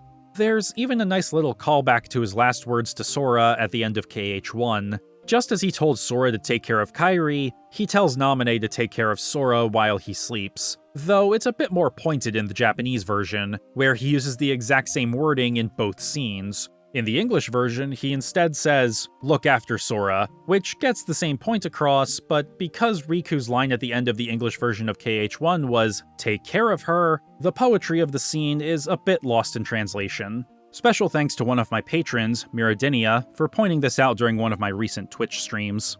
Contrast Riku's journey with the Riku replicas, who kill Zexion at Axel's suggestion in a bid to gain enough power to establish himself as his own person. The replica's story is meant to be a funhouse mirror version of the real Riku's. He fully accepts and gives into the darkness because he thinks it gives him power. He has no real past, and as such has nothing that would give him pause about this. But regardless of his choices, his identity will always be tied to the real Riku. So long as both exist, he'll just be an echo. He'll never be real, no matter how much Sora tries to tell him he is. Knowing that he's a copy makes him feel empty. He resolves to strike the real Riku down to legitimize his own existence, but is himself defeated. As he fades away, he can only lament how the dread he's feeling is probably just as fake as he is. Faced with his own mortality, he wonders where the heart of an artificial being like him goes when they die, assuming it'll even go anywhere. All of that envy and rage that had driven him falls away, his confidence and ego shattered, and rather than gloat at his victory, the real Riku shares his replica's ennui, asking him what he's feeling and assuring him that the replica's heart will probably go to the same place as his. It's a small comfort, but it helps Repliku accept death with some dignity, even if they're unsure of what will ultimately become of him. In the end, they were far more alike than they thought, both outcasts caught between light and darkness. It's this acceptance of both and neither that colors the final act of Riku's story. It's why he declines Naminé's offer to seal his darkness away. He wants to face it head-on rather than continue to avoid it. It's what gives him the strength to defeat Ansem in their final battle. It even inspires King Mickey to reconsider his perspective of light and darkness, for which he thanks Riku, considering him a true pal who doesn't have to be so formal with him. And it gives Riku direction for his future.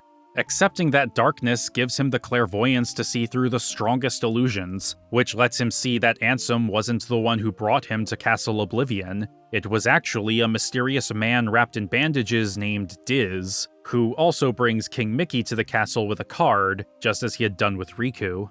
Diz is truly an enigma, his motives as opaque as his bandages. He asks Riku to go to Naminé to choose whether he'll seal away his darkness or not, has him face Ansem proper at the end of his ascent, and during Riku's ending FMV, asks him to choose definitively between light and darkness. He doesn't chastise him for his choices, he doesn't push him towards one or the other. As he puts it, he's merely an observer. Along with Vexen's hand-wringing over the Superior's connection to Ansem, and what the organization is really all about, this thread is also left hanging for Kingdom Hearts 2. But the choice Riku makes at the end, and how he looks at it, is something special. As expected, he chooses neither light nor darkness. Instead, he'll be taking the path between them. Diz sees this path as being one of twilight, of day passing into night and light giving way to darkness. Riku disagrees. For him, it's the road to dawn, when, much like himself, the darkness of the night shrinks and fades in the light of day. The meaning isn't subtle. This is a new beginning for Riku. It's a brand new day, and he is now reborn, hence the name of his scenario.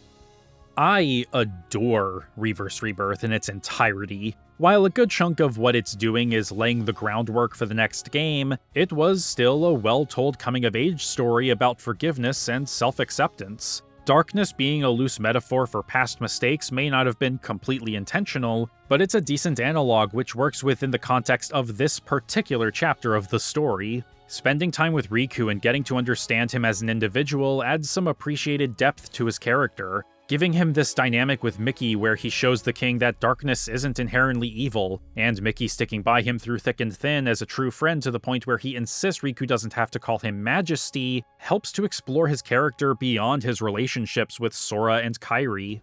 But it's not without its sore spots. It's been mocked for how darkness is detected by scent, how often the word darkness is uttered, and for the prominence of Mickey Mouse. Yes, the whole scent thing is a little silly, and the frequency of the word darkness is high, but these things don't hurt the actual story in my eyes. Sure, using a generic sense instead of smell specifically probably would have made it all go down a bit smoother in the broad strokes, but the specificity lends itself to some good dialogue about foul odors and how even light can't cover up the rank stench of darkness. It's not the greatest dialogue in the world, but it is fun and it does work.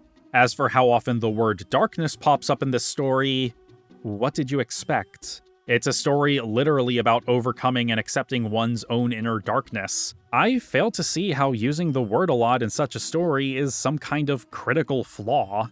Moreover, there's the fixed decks. The restraints put on players who already didn't like the card system may just infuriate them even more here, and while the lack of story scenes in the Disney worlds and removal of deck building do cut the playtime down significantly compared to the main game, which can seem merciful if you weren't keen on the gameplay to begin with, I wouldn't be surprised if some see this as a poor consolation. After all, now the challenge lies more in your understanding of these systems and maximizing your deck's efficiency, rather than trying to get a ton of 9 or 0 cards to brute force your way through. I personally don't find Riku's story to be super challenging, but I've heard from plenty of people who find it to be significantly harder than Sora's. While I may personally love it, Reverse Rebirth isn't flawless, and most of those flaws do come from being part of Chain of Memories. And as I mentioned earlier, there were always going to be people who skipped this one because of its gameplay or the platform, but it wouldn't be locked to the Game Boy Advance forever. In fact, it wouldn't be too terribly long before Chain of Memories would be liberated from Nintendo's handheld and be granted the same legitimacy as its console brethren. However, transplanting the game to a home console would not only do little to address criticism from fans, but would also create entirely new issues.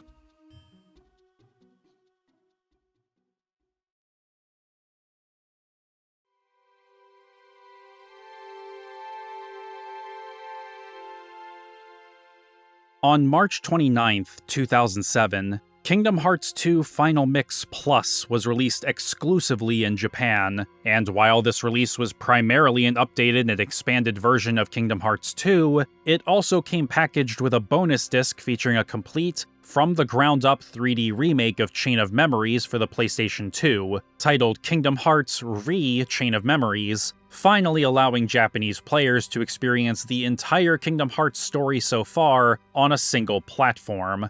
This version of the game would later see a standalone release in North America on December 2nd, 2008, at a budget price of only $30 US, and it would finally see release in Europe and Australia as part of HD 1.5 Remix for the PlayStation 3 in September 2013. For this video, I opted to play the original Japanese PS2 version on Beginner Mode and the PlayStation 4 version on Proud Mode.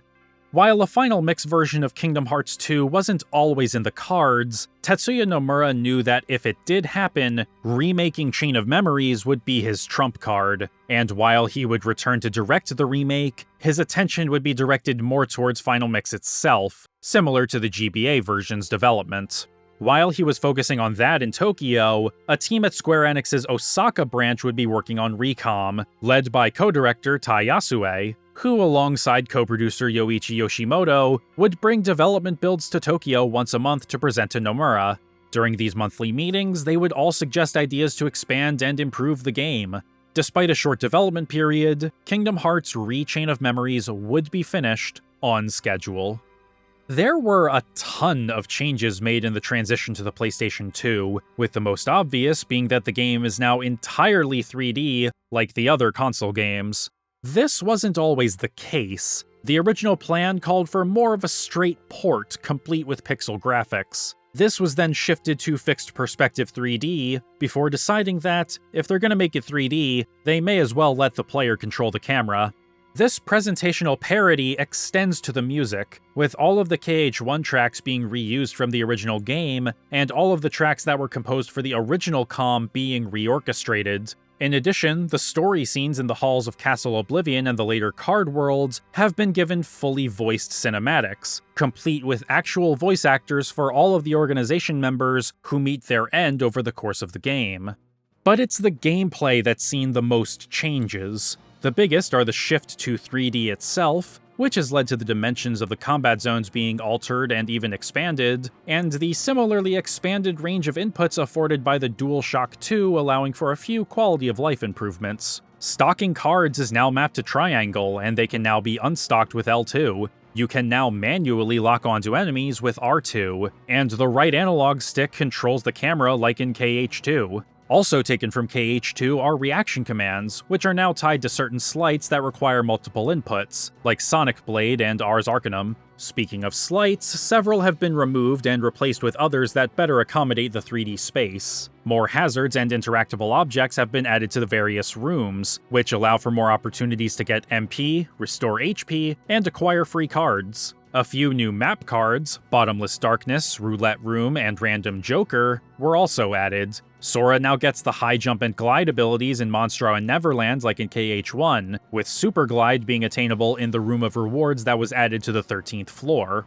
With specific clear data, you can unlock new attack and enemy cards based on Kingdom Hearts 2. Riku has had his gameplay augmented with the addition of the new duel mechanic, which can be activated whenever you play a card with the same value as an enemy. To win the duel, you just have to counter up to 7 of your opponent's cards within the time limit, and your reward is a powerful attack that will cleave through their HP like butter. It's really useful and helps to further separate his gameplay style from Sora's. And both scenarios have had a new boss fight added. For Sora, it's an additional phase against Marluxia. For Riku, you actually get to fight Zexion on Destiny Islands. These two fights are the most interesting in the entire game, really making great use of the card system in ways that the GBA version simply didn't. Marluxia may just stand in place, but he's got some neat tricks up his sleeve. His sleights are stocked and played lightning fast and are almost always high value, making it hard but not impossible to counter them. There are points where he'll scatter your entire deck, including your reload card, all over the battlefield, forcing you to run around trying to pick them all back up and play with them out of order until you reload. And finally, there's Doom, which is structured like Riku's duel mode, but instead of getting to do a powerful attack for winning, you get to live. It feels a bit more in line with the version of the final boss in the GBA version in that you're on top of Marluxia's creature for the whole battle. The area surrounding you is this beautifully abstract dark space, but it's amped up by this massive Angel of Death looming overhead, and a brand new final boss theme, Lord of the Castle. Between that ominous intro, the frenetic bursts of keys, and that driving percussion, it is an excellent addition to the soundtrack, and a great final boss theme.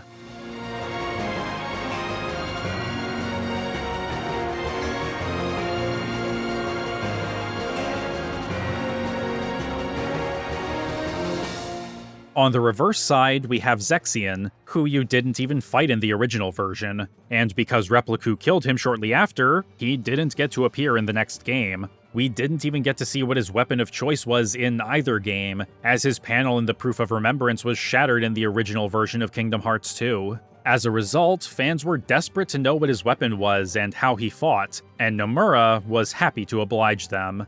Unlike his cohorts, Zexion isn't much of a fighter, and that's embodied by his choice of weapon, a book. He uses his lexicon to steal cards from your deck, and after he's stolen enough of them and left you with a small handful of low-value cards, he adds all the cards he stole to his own deck, creates copies of himself, and they all start attacking you with their own copies of Riku's Soul Eater. Every time he plays one of the cards he stole from you, each of his clones attacks, and chances are you don't have any cards with a value high enough to break or counter them, and at this point you can forget about dueling him. Plus, while you are in dark mode for the whole battle, using sleights isn't a very good idea. You would just be whittling down your already limited stock of cards. However, you can even the playing field by destroying the lexicons he's deployed around the battlefield. For each one you destroy, one of his clones will fade away. Destroy them all, and you can get back all of the cards Zexion stole from you. But be careful. He can hide a dummy among them that will stun you if you use it, giving him an opening.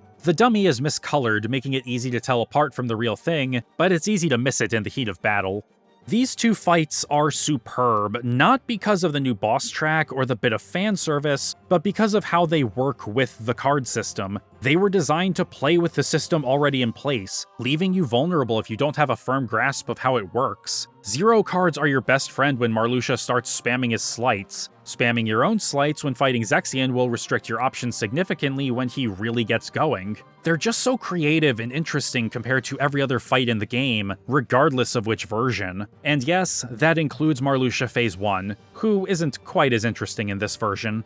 Some of the new features outside of the new boss fights and cinematics are very welcome. The additional objects you can interact with provide more opportunities to find MP and free cards. The roulette room gives players a chance at getting map cards they really want or need at a given moment, and the random joker can fulfill any requirement to enter a room that isn't a key card, though its drop rate, while already low, is determined by the difficulty level. I was pretty well stocked on them on beginner mode, but found maybe 2 or 3 on proud mode. The KH2 cards are pretty good too. Each of the attack cards has a high rating in at least one part of Sora's combo, and the new enemy cards all provide unique and interesting bonuses. I especially love this blonde-haired kid's, which doubles your attack damage for 20 hits. The new sleights are kinda fun too. Wild Crush sees Sora and Donald rush around the battlefield using Goofy as a battering ram. Goofy's charge has been replaced with his tornado attack full stop. Both he and Donald got new 2-card sleights added. And Magnet Spiral, Lethal Frame, and Raging Storm are all fun and powerful moves for the late game.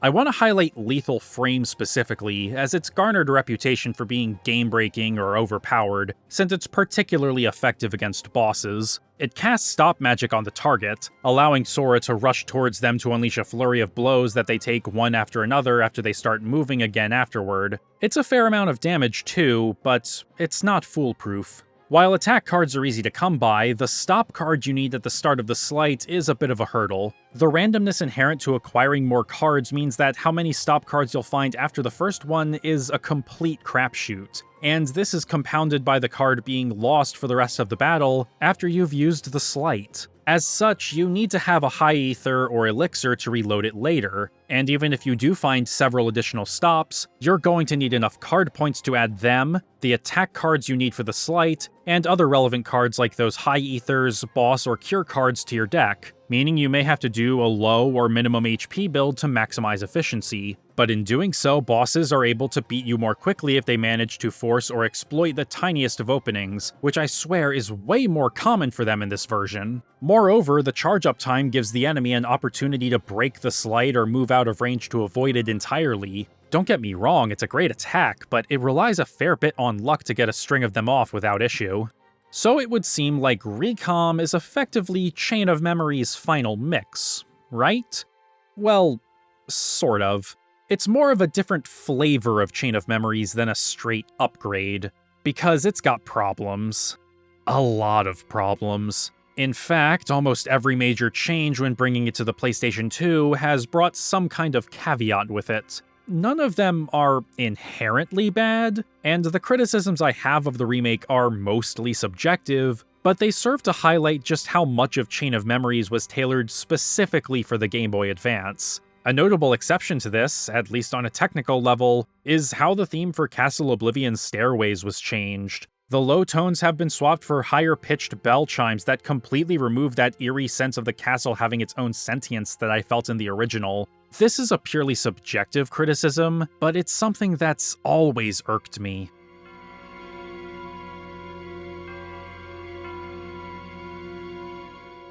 In terms of changes with more tangible effects, the change to 3D has made navigation a bit less intuitive. In the original, the isometric perspective meant that the orientation of every room was fixed, meaning it was simple to understand which direction you were going at all times. This is important because the doors are all set against the walls, with up to one per wall. The remake does have a compass up in the corner, which is appreciated, but the free camera, increased scale of these rooms, and the lack of distinct landmarks has become more of a disorienting hindrance. They added new styles of room to certain worlds for some variety, like interior spaces in Olympus Coliseum and the hedges in Wonderland, and while I do appreciate them, these are bespoke rooms and are unrelated to the problem. The scale and perspective issue even extends to combat. On the GBA, pretty much the entire battlefield is completely visible. It makes it easy to identify which enemy is playing a card and where their attack is coming from, so you can avoid it if you can't counter it.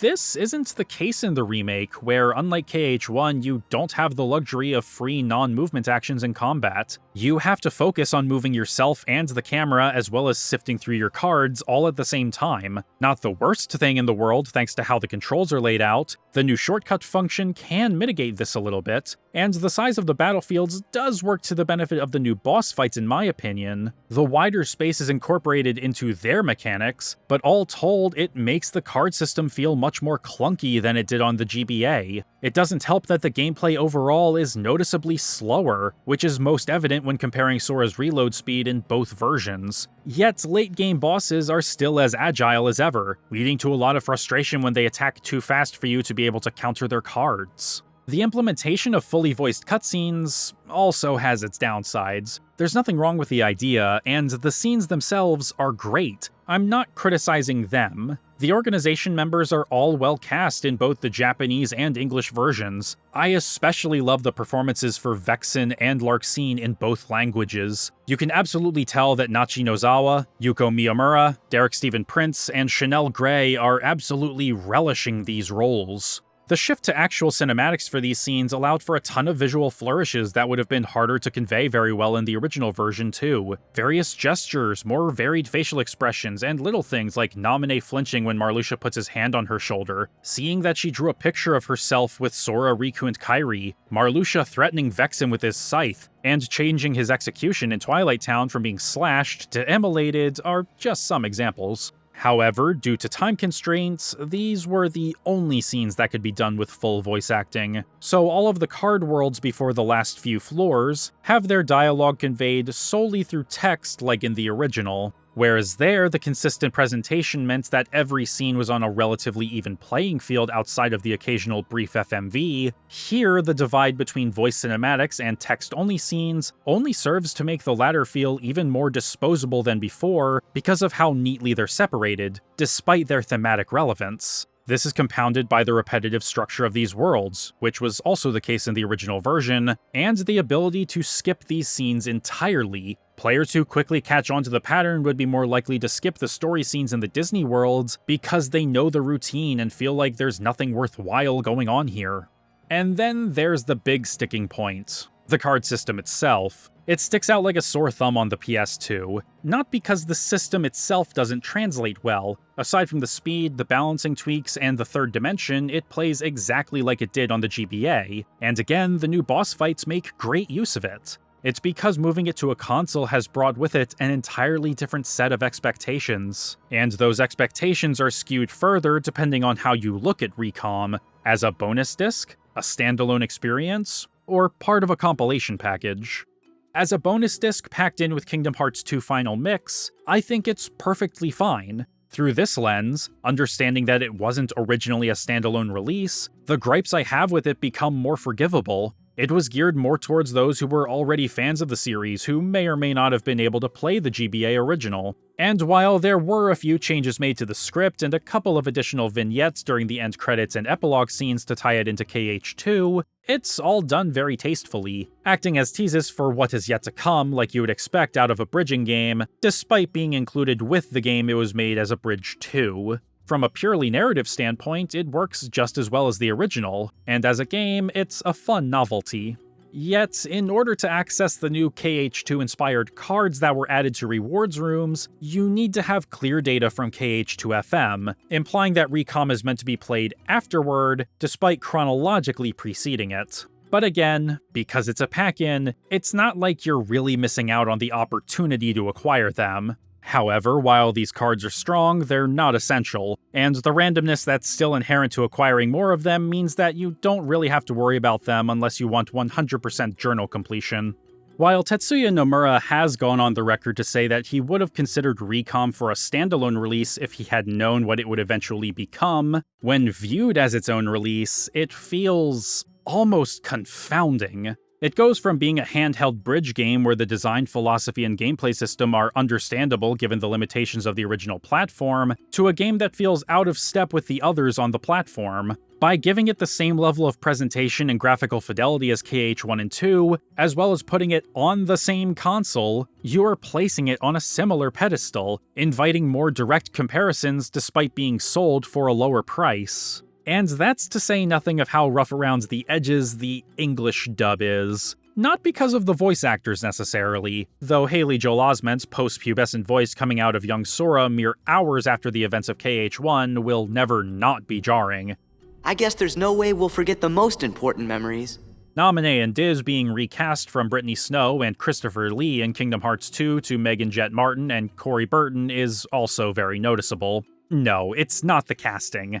It's because of the lip lock. While KH1 and 2 had characters' lips synced up to the English voiceover during cutscenes, the key difference between those games' scenes and ReCom's is that their scenes were played in real time, while ReCom's are all pre-rendered video files. Combine this with the North American release seemingly being a budget project, being announced less than 3 months before it was released, and it being a PS2 game hitting the market at a budget price 2 years after the launch of the PlayStation 3, and you get a dub that's constrained by lip lock just like you would expect from any given anime. This means that the dialogue has to be timed roughly to when the characters' lips are moving, which in turn restricts how the translated script can be written and how the voice actors give their performances. For what it's worth, the majority of the cast are fine, with even a couple standouts, as I mentioned earlier, but the ones who clearly had the hardest time adjusting were the Disney cast. Bill Farmer as Goofy, Tony Anselmo as Donald Duck, and especially Wayne Allwine as Mickey Mouse. For their entire careers as these characters, they would record their lines in isolation before any animation was produced, and the animators would adapt to their performance. They weren't used to looping their lines over already existing animation, and it really shows. Farmer does alright, and Anselmo has his moments, but you can really hear poor Wayne Allwine struggling through his sessions. His performance is the most stilted and unnatural out of all of them, so much so that it kind of sounds like he was struggling to even maintain Mickey's trademark falsetto.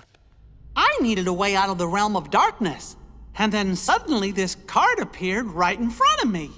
However, Allwine also wasn't exactly in the best of health when recording his lines for the game, and he would pass away due to complications from diabetes on May 18th, 2009, at the age of 62. While he had done work for other projects that would be released posthumously, Kingdom Hearts Re-Chain of Memories would end up being one of his final performances.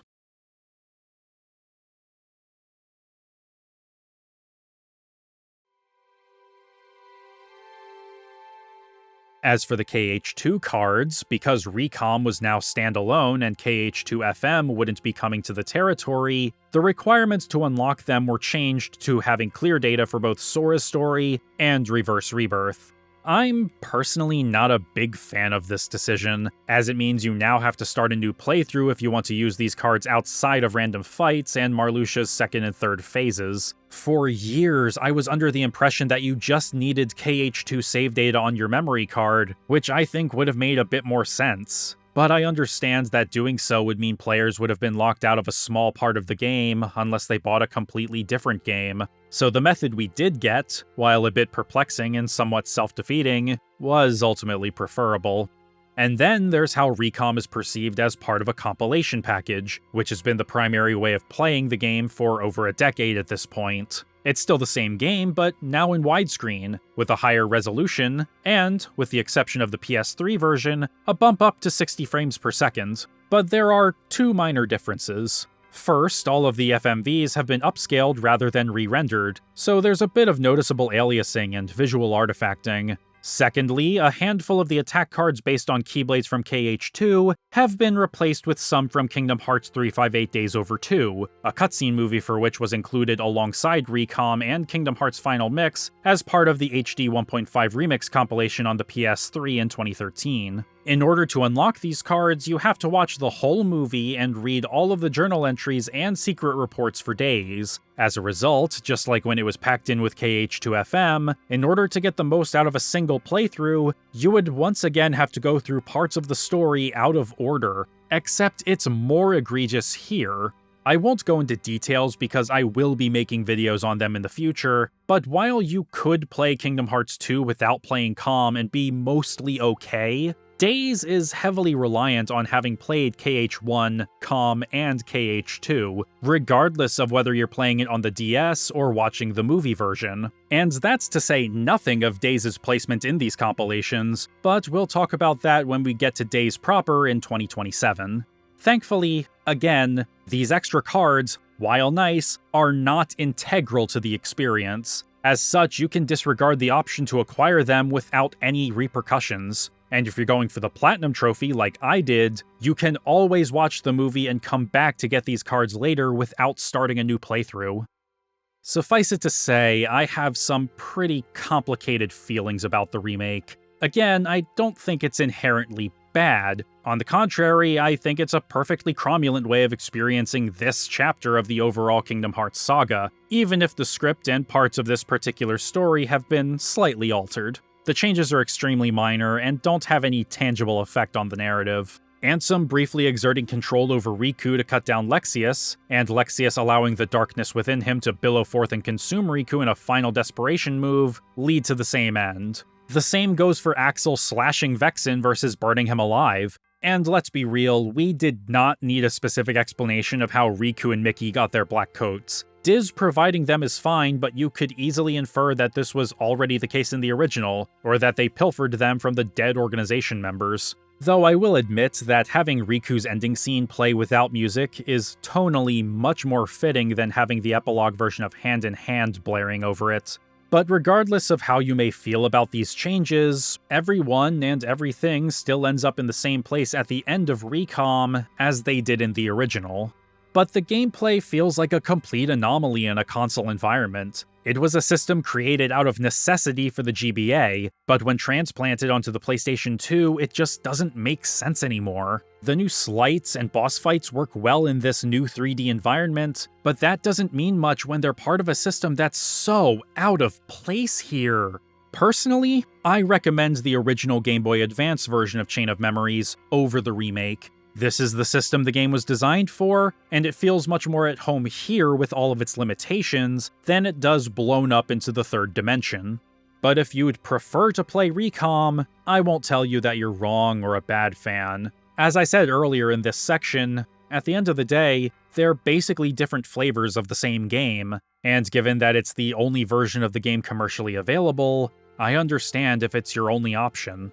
However, the game's place in the overall story, and the remake's prominence to the point where Square Enix themselves hardly acknowledge the original version, have been major contributors to the game's notoriously divisive legacy.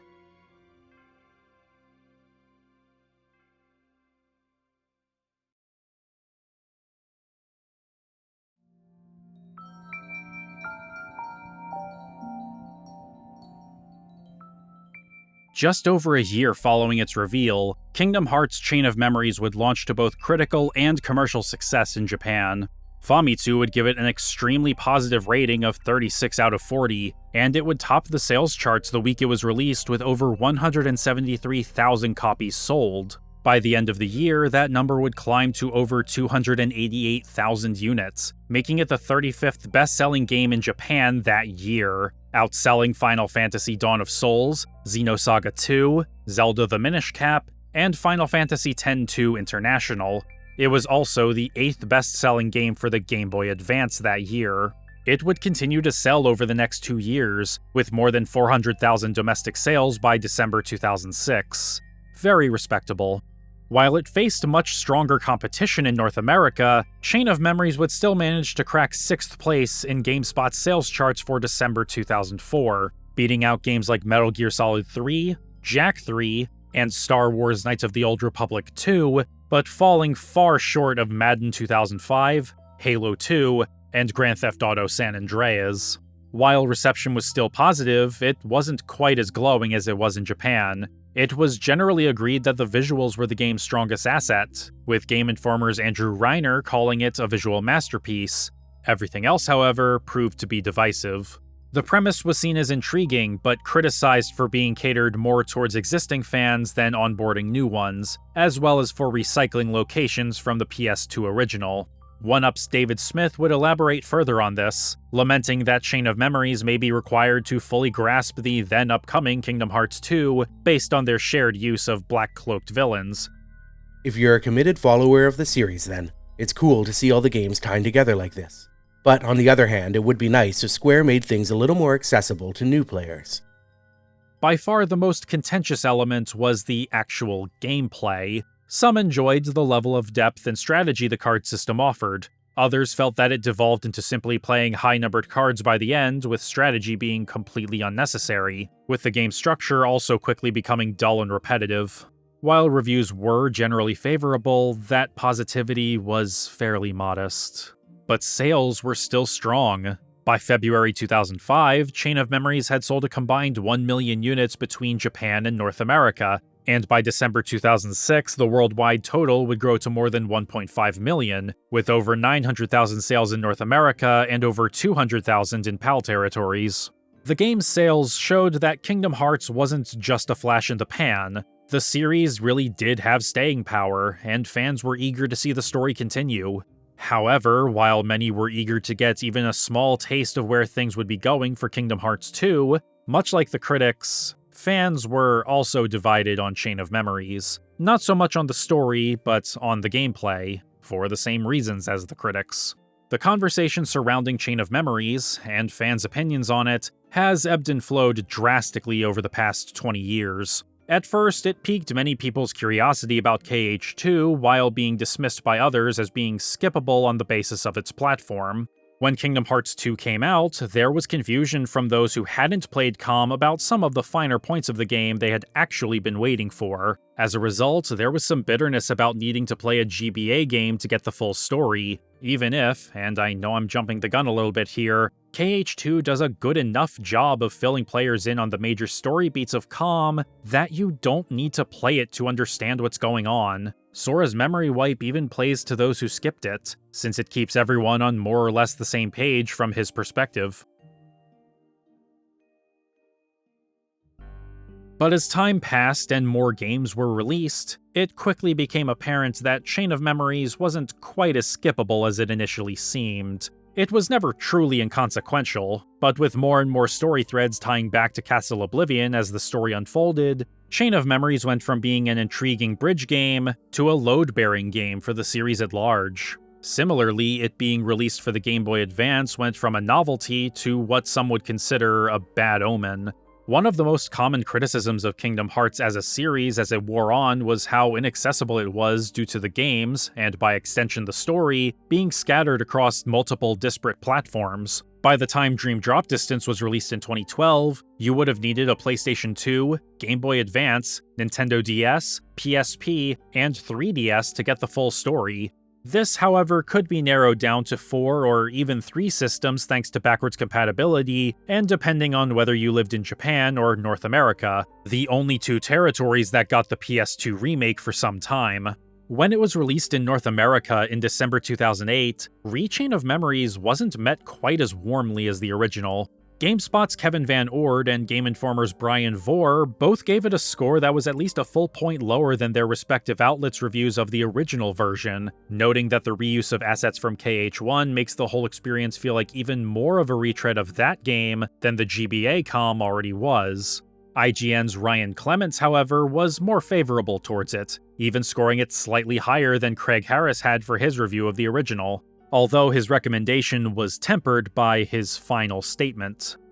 As long as you keep in mind that this is based on a GBA title and was originally just an extra feature in Kingdom Hearts 2 Final Mix Plus, you won't regret this purchase. Being a very late-in-life PS2 release, ReCom flew under the radar for a lot of the more casual fans, and while we don't have any concrete sales data, it did manage to sell at least 400,000 copies within its first year of availability, earning it a greatest hits label. Sales aside, however, fan opinions were about as divided as they were for the original. Some felt that it was better because of the 3D movement and new cards, while others felt the card system didn't translate well to the PS2. The only real consensus about the remake was that the fully voiced cutscenes were a welcome addition. Thankfully, though, it wasn't difficult to get a hold of the original GBA version, so it was still fairly easy for fans to play the version they personally preferred. But as time passed, this too would begin to change. As Square Enix began to rectify the series' multi-platform issue with the various HD collections in the 2010s, they would make the decision to only include the remake in these releases, leaving the original version behind. It was an understandable decision, to an extent. ReCom was a more quote-unquote complete version of the game and its story, even if the narrative differences between it and the original were completely negligible. But since various scenes from it had been reused here and there in later titles, and its availability had been regionally restricted like the Final Mix versions of other games, it made some sense to only include this version. It gave fans more of a reason to pick it up since there was a good chance that, like those Final Mixes, they likely hadn't played this version of the game before. However, by this point, Kingdom Hearts had also garnered a reputation for strange and seemingly incomprehensible titles, in addition to the scattered story that Square Enix was now addressing. 358 Days Over 2, Birth by Sleep, Dream Drop Distance, all titles which make sense in context by the end of their respective stories, but on the surface appeared like nonsensical word salad. One of these titles was Kingdom Hearts Recoded, a Nintendo DS remake of a Japanese-exclusive episodic mobile phone game. Much like with ReCom, the "re" in Recoded was meant to signify that this was a remake of a previous game, but to most people, even many fans, the existence of a game simply titled Kingdom Hearts Coded understandably eluded them. I can only surmise that, because of the game's data and computer motif, the "re" was probably perceived as an extension of that motif.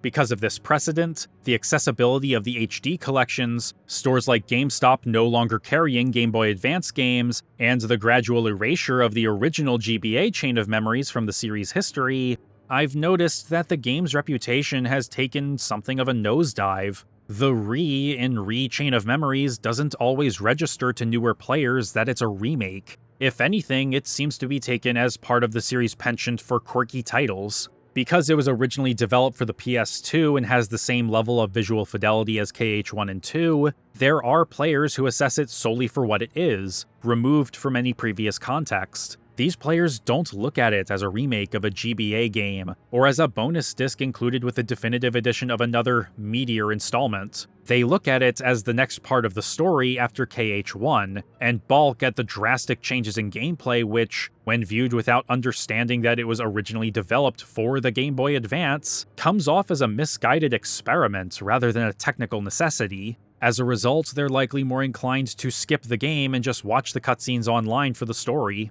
But this isn't the player's fault. They can't be expected to know the history of a game before they jump into it, much less the platforms it's been on. Similarly, I've seen fans who had never heard of the remake before the HD collections, and complain about Square Enix pouring resources into remaking it for 1.5 and not 358 Days Over 2, that they either should have emulated the GBA game or made it a cutscene movie like they ultimately did do for Days, not realizing that the remake had already existed for 6 years before the HD collections started rolling out.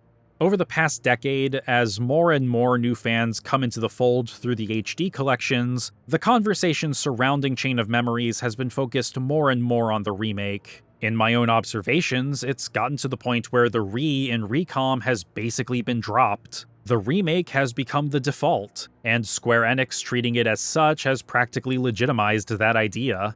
It's led to a degraded view on the game over the past decade, with the GBA version not being as accessible, and new players burned by the remake unwilling to give the original a chance. The story is still viewed positively, but the game itself has been more widely condemned in recent years on somewhat false pretenses. It's not all doom and gloom, though. While the original Chain of Memories is only accessible through the secondhand market and emulation, I've noticed that those who still talk about it tend to view the game a bit more positively. And even setting aside people's feelings about the card system, its influence is seen in the command deck systems of later games. Chain of Memories may have been a harbinger of things to come regarding how spread out the series would eventually be, but with the proliferation of the remake and the HD collections, this isn't really held against it, if it ever was.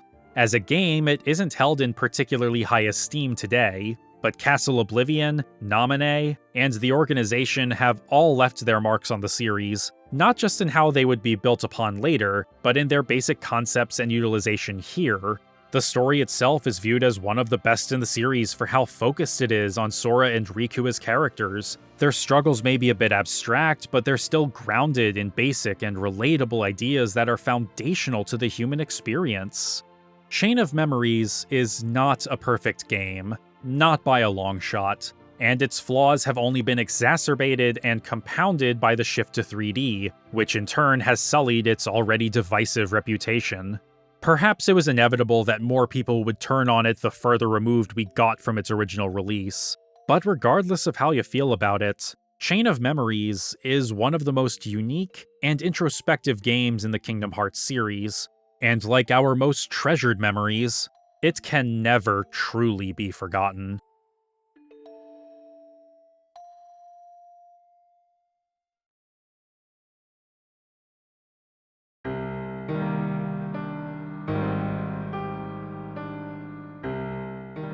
While Chain of Memories was under development, Tetsuya Nomura was also working on the console sequel the world was truly waiting for. He had been laying the foundations for it through both Secret Endings and Chain of Memories, both of which had enough dangling threads to keep fans on the hook for whatever would come next. Chain of Memories would prompt players to wonder exactly what was in store for Kingdom Hearts 2, with the mysterious organization still scheming, Riku and Mickey seemingly teaming up with the enigmatic Diz, Axel surviving the massacre at Castle Oblivion, and Naminé carefully putting Sora's memories back together. It seemed like anything was possible. But of all the loose ends yet to be tied up, fans would spend the next year speculating over one in particular that was presented in the epilogue of Reverse Rebirth, one which seemed to tie back into the first game's secret endings. Who exactly is this blonde-haired kid?